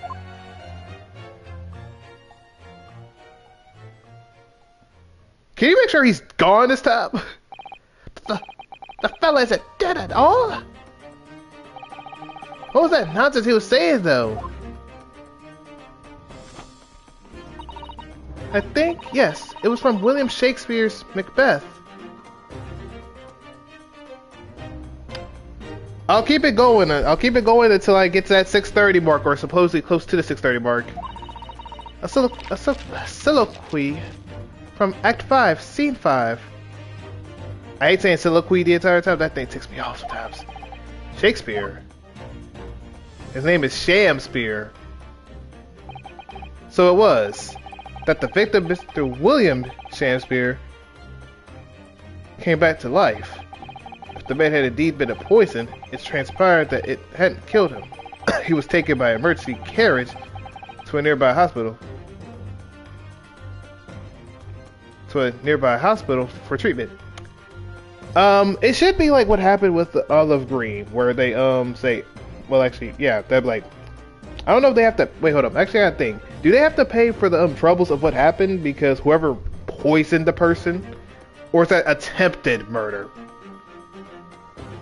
Unless it's attempted murder, then I guess that's not charged out of the way. But yeah, so it becomes attempted murder, like I said, but like, I guess the person has to. They still go to jail for that though, if they attempted to murder them. If the person actually murdered them or tried to, which comes down to that, and then yeah, you know how that is.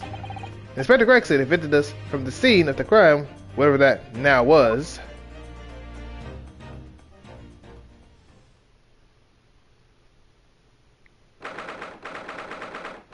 And that's the guy right there I was looking for too. 21st February, Briar Road. Yeah, that's the only problem. But we don't know what Shakespeare on about. Whatever do you think will happen now? Popeye the Sailor Man about to get these heads, bro. It's the black Popeye. Good question. What a strange situation for Mr. Natsume. Arrested for murder, but then the victim comes back to life. I think perhaps the victim was never dead in the first place. That's what I'm thinking. It seems very likely that Mr. Shakespeare did consume poison as we deduced, but was it an accident, attempted suicide, or the attempted murder? Until the truth can be established, I imagine the police will keep Mr. Natsume in custody. I suppose so. Let's hope it does not come to anything more than a night in cells. Oh, what's this? What's that man doing over there? He looks like he's trying to see into Sasaki-san's lodgings. Well, are there Ace Attorney games have you played? I have played, obviously the one with Phoenix Wright in there. I've played all the way up to the trilogies of that.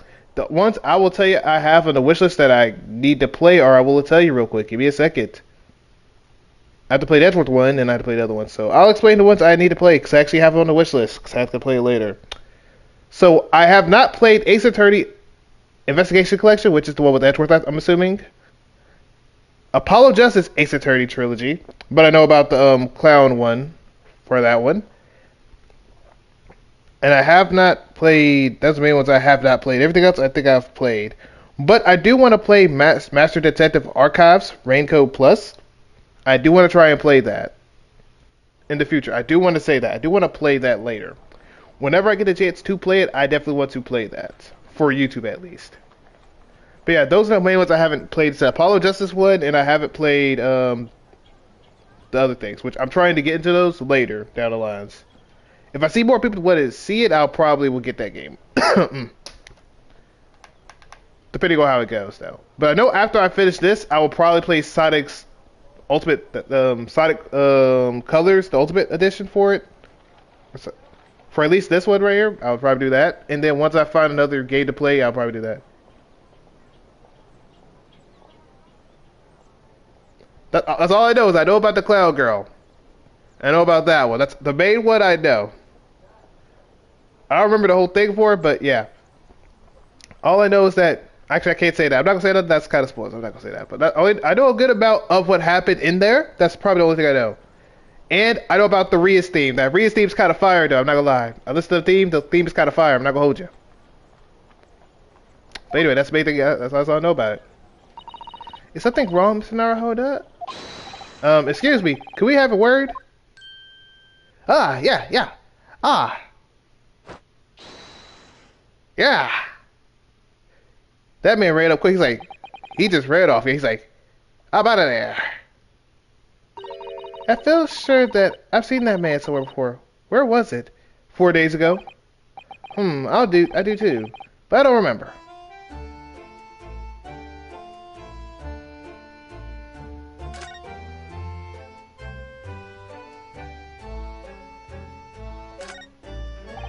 With the exception of the top floor where Mr. and Mrs. Garrideb live, all the windows are bricked up. Yes, that's because of an old window tax that was charged on the number of windows a property had. In order to pay less tax, the poor members of society filled in many of their windows. But the tax has been abolished, hasn't it? So the windows could all be opened up again, surely. Unfortunately, it would appear that the residents of this district can't afford to pay to have the work done.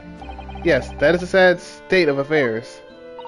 Especially for people like poor Natsume, who had to live all cooped up in a windowless room. Suppose that's the price you have to pay for living in a very cheap accommodation. It all seems rather pointless when you put it like that.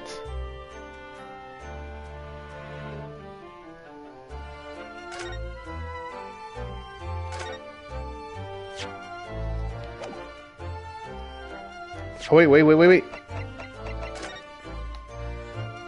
Let me see something real quick. Oh. What is it, Mr. Naruhodo? This bar of soap, when you first found it, I could have sworn there was some sort of round disc in this depression just here, a reddish one. I thought it was supposedly brown, but you got that. Yes, you're right. I remember it too. But now the depression is completely empty. Look at this gone. Perfect.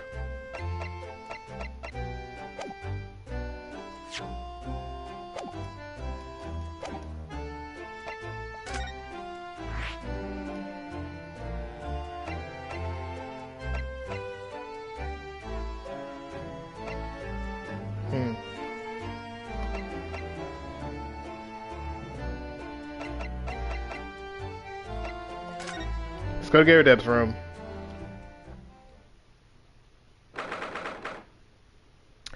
February 21st, the Gyarados' room. Here we go again. The eccentric landlord's eccentric top floor abode. We're here because Mr. Gyarados, the one who discovered the incident this morning. Don't forget. Ah, you chaps, eh? Yes, good morning, sir. Thank you for your cooperation in court yesterday. It was quite a trial. As much for Mr. Gyarados as anyone, really. Came straight back here after all that business at the Old Bailey yesterday.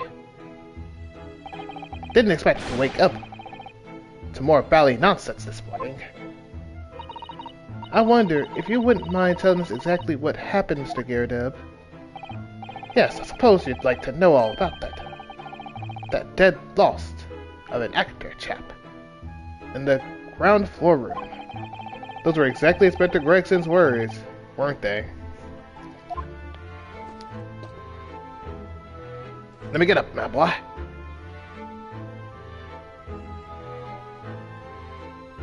Hey, let me talk to you. Do you know anything about this bar of soap, sir? Mr. Gyarados, can I show you this? Been quite a couple of days, as you can imagine. I'm afraid I'm rather tired. I haven't really got the energy of the old eyeballs, to be honest with you. Some other time, then. Okay, what about this letter, then, sir? Yeah, you don't care, do you? My bad, sir. My bad. I just want to make sure. Just want to make sure you know any of this stuff, all right? I want to make sure you know any of this before I, get off to talking to you. What about this one, sir? Do you like this? Okay, you don't care about that? Okay, that's fine. Just had to make sure, sir. That's fine, sir. That's fine. Just had to ask before anything happened. All right, let's get this over with. Okay, whenever we finish this, we shall save it. Tobu, I don't want to hear it. I need to make sure everything's good. But look, I understand. His wife got caught slipping because, she was throwing some knives and hit the person accidentally and stuff happened. Can't help that. But look, it's okay. It's okay. Look, I'm going to help him out. Ask about this stuff. See if he knows about this stuff. I got to get all the evidence I can.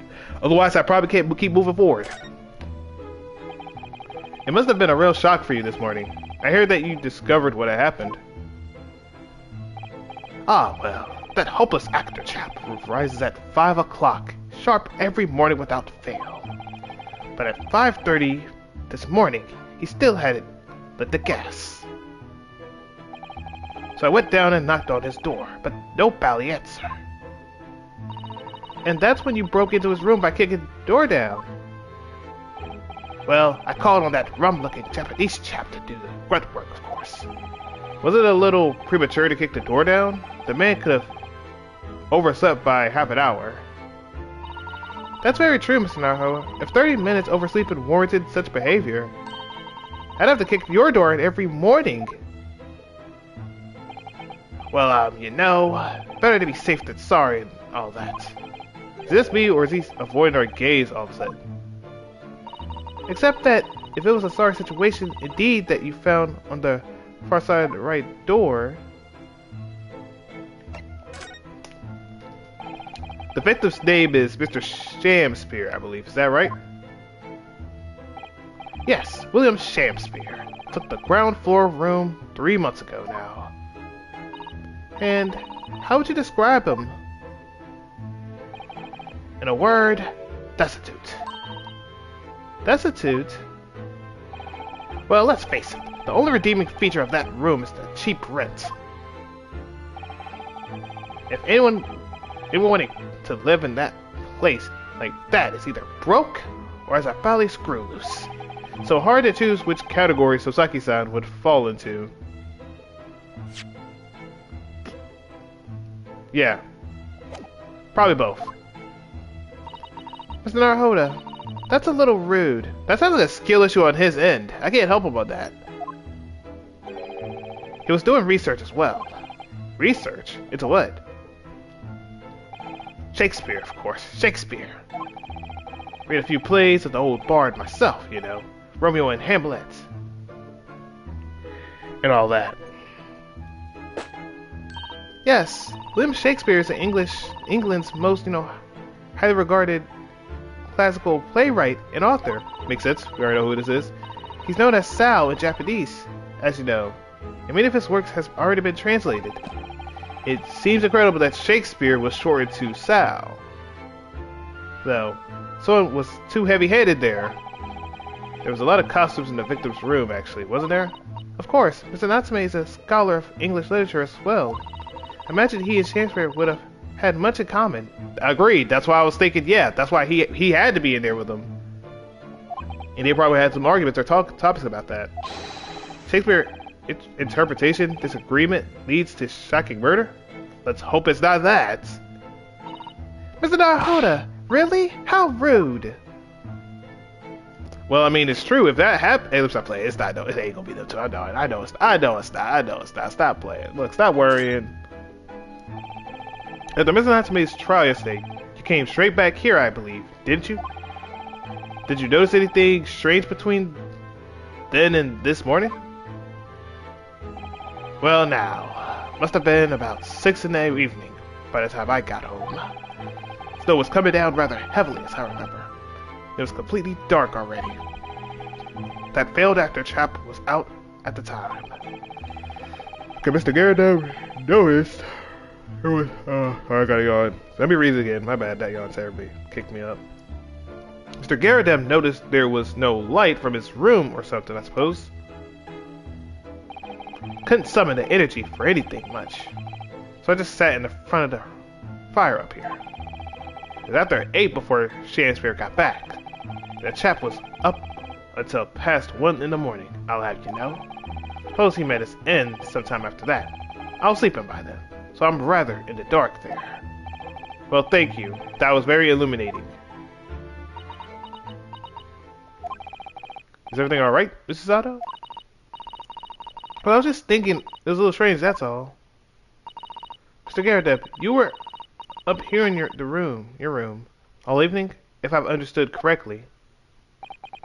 Not a big fan of stairs, not with this blasted leg. Then, how is it that you seem to know? The precise movements of your tenants on the ground floor, I mean. Ah! That's a very good point. I can't imagine that you could hear noise from the ground floor all the way up here. Does this old man like to spy on his tenants? Is that it? I say, I know what you're thinking. It's barely outrageous. I'm an ex-military. Don't you know? I don't go spying around on my tenants. Why would I? Then how do you know, Mr. Garrett? It's the gas woman. The gas tells me everything. The gas? Okay then, let's talk about that. What on earth do you mean, sir? How can the gas tell you anything, let alone everything? Well, as you're probably aware, the gas is supplied to the building by pipes. Yes, I more or less likely worked that out. Every room in the building is connected by a single pipe to the gas main outside. The gas company supplies gas to properties via the main. Yes, I understand that too. Let me see if I can explain. Let's say I was to light the gas lamp up here. What do you suppose would happen? Well, obviously the room would get brighter. Exactly.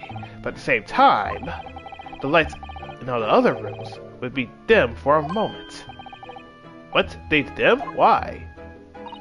Perhaps it's because when you light a gas lamp, it briefly uses more gas than usual. And that reduces the amount of gas in the pipe for the other lamps that are connected to it. That might explain why the other lamps dim momentarily, mightn't it? Yes, of course, because everything's connected to a single supply pipe. Is that supposed to happen, though? It sounds rather undesirable. It's all a good point. Fact is, the gas company's pipe in these parts are pretty hopeless. Long worn out. It barely got any gas in them to start with. Opposites. Also true, of course. Extinguish the lamps up here, and they go brighter in the rest of the house. Ah, right. I see. So by watching the flickering of the lamps in the other room, you can determine what's happening elsewhere. You've got it. Oh, of course. Because when people come back home in the evening before they go to sleep at night, what they're guaranteed to do is either light or put out their lamps and fires. Clever. In point of fact, the room on the ground floor and the one above it use slightly different amounts of gas. By watching the lights in here closely, I can work out almost exactly what's going on in the whole house. Gosh, that's fascinating, Mr. Garadeb. Absolutely fantastic. And fascinating. Oh well, nothing to it really. And I can't really see what that is going to help us with the case either. What I'd like to know is why Mr. Garadeb is so interested in what his tenants are up to in the first place. I feel like there's more to it than out of curiosity. Well, we've done as much investigation as here as we can, I think. Perhaps we had to go to prison and speak to Mr. Natsume again. Good idea. I did say I was going to stop here, but let me just see, because I don't know if it's going to be the other thing. So I'll put it here at least. And I'll stop it to the certain point it needs to be at, and if it goes to stop there, which I'm pretty sure it would stop around here-ish. But yeah. 21st of February, local prison, cell 9. Look, Mr. Naruhodo. Mr. Natsume, have the police finished questioning you now? Locum student, Mr. Naruhodo Esquire. Oh, yes? What is he? Tell me. Is he a ghost? Is he here to haunt me? That's him? Alright, perfect. I'm gonna try and get this out the way then. Let me guess. You're talking about Mr. Sholmes. He's actually calls himself a great detective, Mr. Natsume, not a ghost. But his diabolical deductions, they're not of this world. They've left me. Ah, cursed. I'm cursed, I tell you. Well, that sort of hurts. Credit where credit is due, Mr. Naruhodo. You were heavily involved in the deduction, too. Yes, moving on. We have some wonderful news. Oh? The victim that we all thought was dead has come back to life again. That's not good for me! Now, in the absolute worst case, you could only be tried for attempted murder. That's great, isn't it, Miss Natsume? It's terrible! Oh. I'm stuck in a cell, suffering for some silly wrong end of the stick. You did it, didn't you? Confess, you're a killer. Why the mustache? Constant questions. I'm sorry to hear that. Ah, that selfish shyster. Make up your mind. Are you dead or alive? If you were going to come back to life, why why bother dying? Look at the wishy-washy William. Well, it seems likely that Mr. Shakespeare was never actually dead in the first place. Ah, yes, that might make sense, and I'm pleased that he's alive, of course. Our lively debate last night was much fun. I'd be sad to think it was our last. Oh! Oops! Mr. Natsume, does this mean that you did see the victim last night? You met Mr. Shakespeare, didn't you? Dang it! I'm not saying another word! I demand to have a lawyer present! I am your lawyer. Who do you think I am? Please, Mr. Natsume. Please, Mr. Natsume. We need to hear your side of the story. Why am I cursed like this?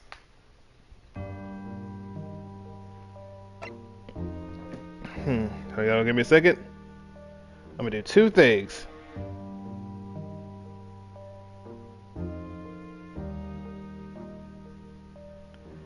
Get this out the way, and I'm gonna go ahead and fix this thing for Twitch, so I don't have to worry about this creator dashboard thing for Twitch, because Twitch be on some nonsense.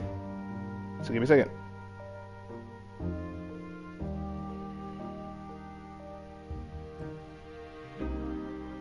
I'm gonna get this out the way. Whoa, whoa, whoa, whoa, whoa. There we go.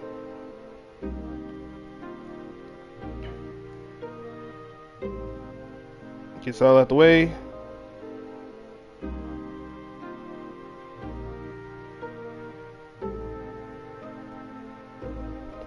There we go. Okay, let's conversate with you. What happened? Can you tell us exactly what happened last night then, Mr. Natsume? I'd ask so. There's nothing to tell. But Mr. Naruhodo Esquire, I'm eternally grateful to you for helping me with that accursed case yesterday. The case that saw Miss Green hospitalized after she ended up with a knife in her back. It's hard to believe that was only yesterday. After that trial was over, I trudged my weary way back to my lowly lodgings. And that evening, at past 9, it must have been, I visited Mr. Shakespeare. So you did go to the victim's room then? As we feared. I didn't do anything wrong! I'd never been in his room before. It was the first time. Then what made you decide to go? I bumped into him when I arrived at the house. We got chatting, and it developed into a discussion. But he had to go out, so I bade him farewell. That ties in what Mr. Garrett said. The victim went out and came back after 8. We met again later that evening, around 9, just after, when I took him to some nice tea I'd brewed him as a gift. So it was you who brought the tea that had clearly been drunk at the scene then. And then I suppose you were discussing the works of Shakespeare, were you? Yes, that's right. That's exactly right. Romeo and Juliet, who's the stronger? It was a delightful debate. I'm sure. Such a stimulating subject, Shakespeare. And the debate became very heated, so you slipped poison into Mr. Shakespeare's tea. No, never, not at all. Team Juliet won, that was me. When I left this room, the flamboyant fellow was fighting fit. I swear it. Categorically. Okay. It's not me. You often say the same thing about yourself, I've noticed. That you have a cursed existence. I'm sure I've mentioned this to you before, but I've been here in Great Britain for a year now, and in that time I've learned that it's no place for me. It can be very trying to live in a foreign land and adapt to the ways of another culture. Oh yeah, they were wrestling. Oh, they were wrestling. Hey, if they want to have fun wrestling, they got that. There are foreigners everywhere I mean, look. They all stare at me. They all laugh. That's the impression I get whenever I go out. It makes me scared to leave my room. Which is why I've become a recluse.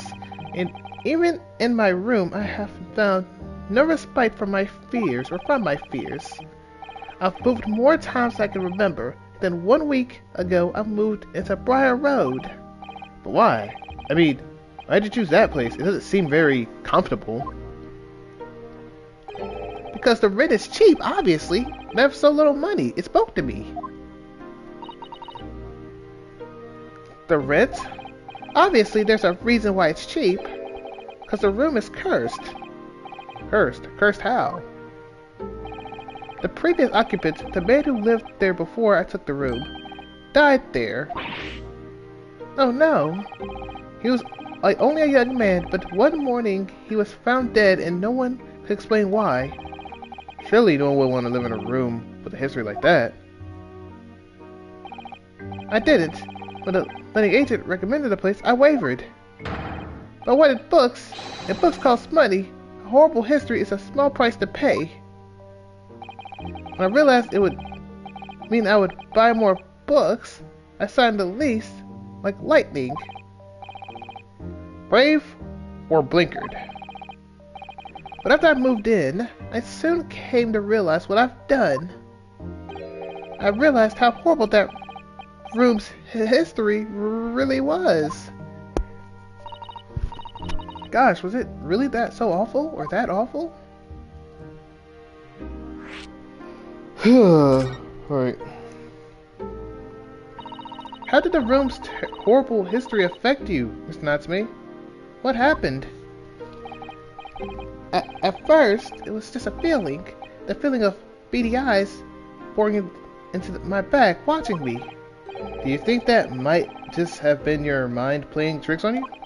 No. My mind doesn't know any tricks. It was someone else. It's been one long nightmare ever since I was given the keys to the place. A nightmare? You've been having bad dreams, you mean? All the souls who died in that room leaned over me in my sleep and tried to strangle me. That really is horrible. And now I come to think of it now. It's happened again last night too. The very same night that Mr. Shamsphere was writhing in agony from the poison in his body. I was on the verge of being suffocated silently by those miserable spirits in my room. You simply must move out of that room as soon as possible. Yes, you're right, I know it. That's why I'm already searching for the next room with a history to call home. I think perhaps you should try to avoid accommodations with any kind of history at all. Otherwise, I'm scared that you yourself may become history. Ooh, Sato-san knows how to make the man listen.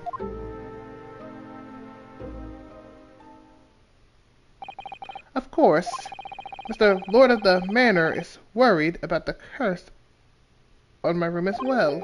You mean Mr. Garridub? Yes, he knows that if people keep dying there, he'll never be able to rent it out again. Well, that's true. I, for one, wouldn't go near that place.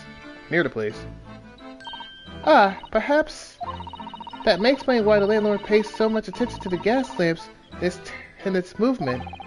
You mean because he's worried about their well-being? He does seem to have an unusually keen interest in the amount of gas in the pipes. There must be a reason why he keeps such close tabs on the occupants of his let rooms. What do you mean, he pays so much attention to the gas lamps? Oh dear, no, it's nothing to do with you, Mr. Natsume. Please, forget I said anything. Oh, now you're talking about me behind my back as well. What's important is that Mr. Shamsphere isn't in fact dead at all.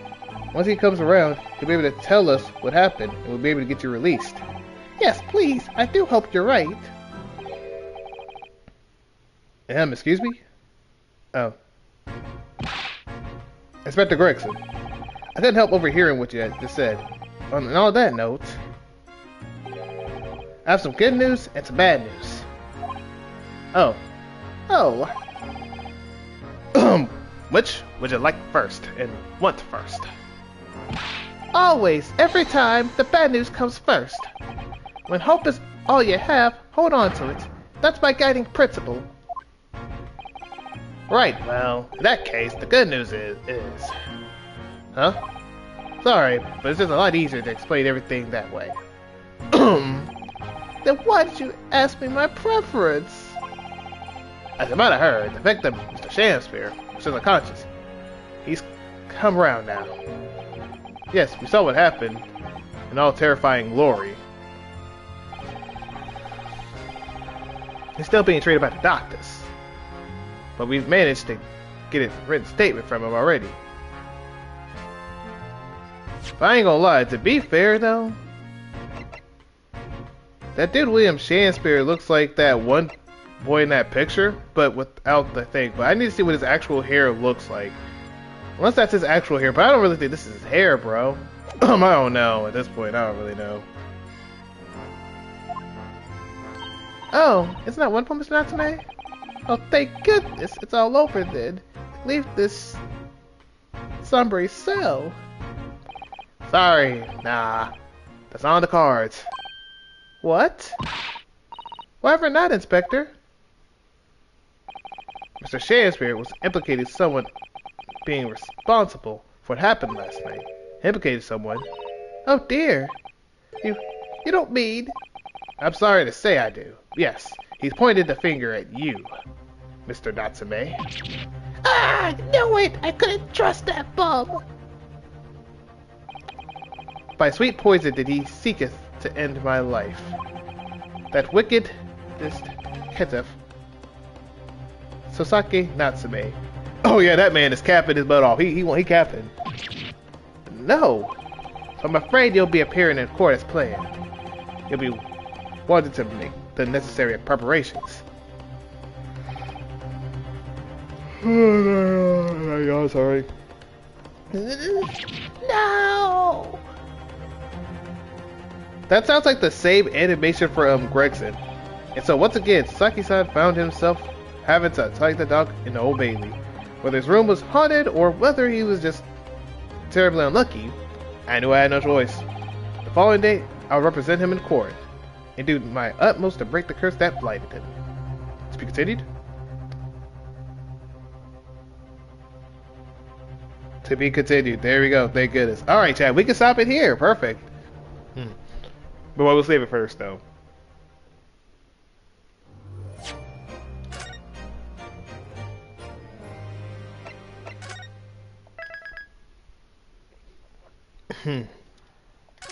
Alright, y'all. We will stop it here. We're at the trial. I will see y'all tomorrow when it comes down to it. But, we are going to be on Twitch for Bible Trouble in a few little seconds. But yeah, y'all. I will see y'all later, though. Peace and love, y'all. Thank y'all for showing love on the stream. And yee.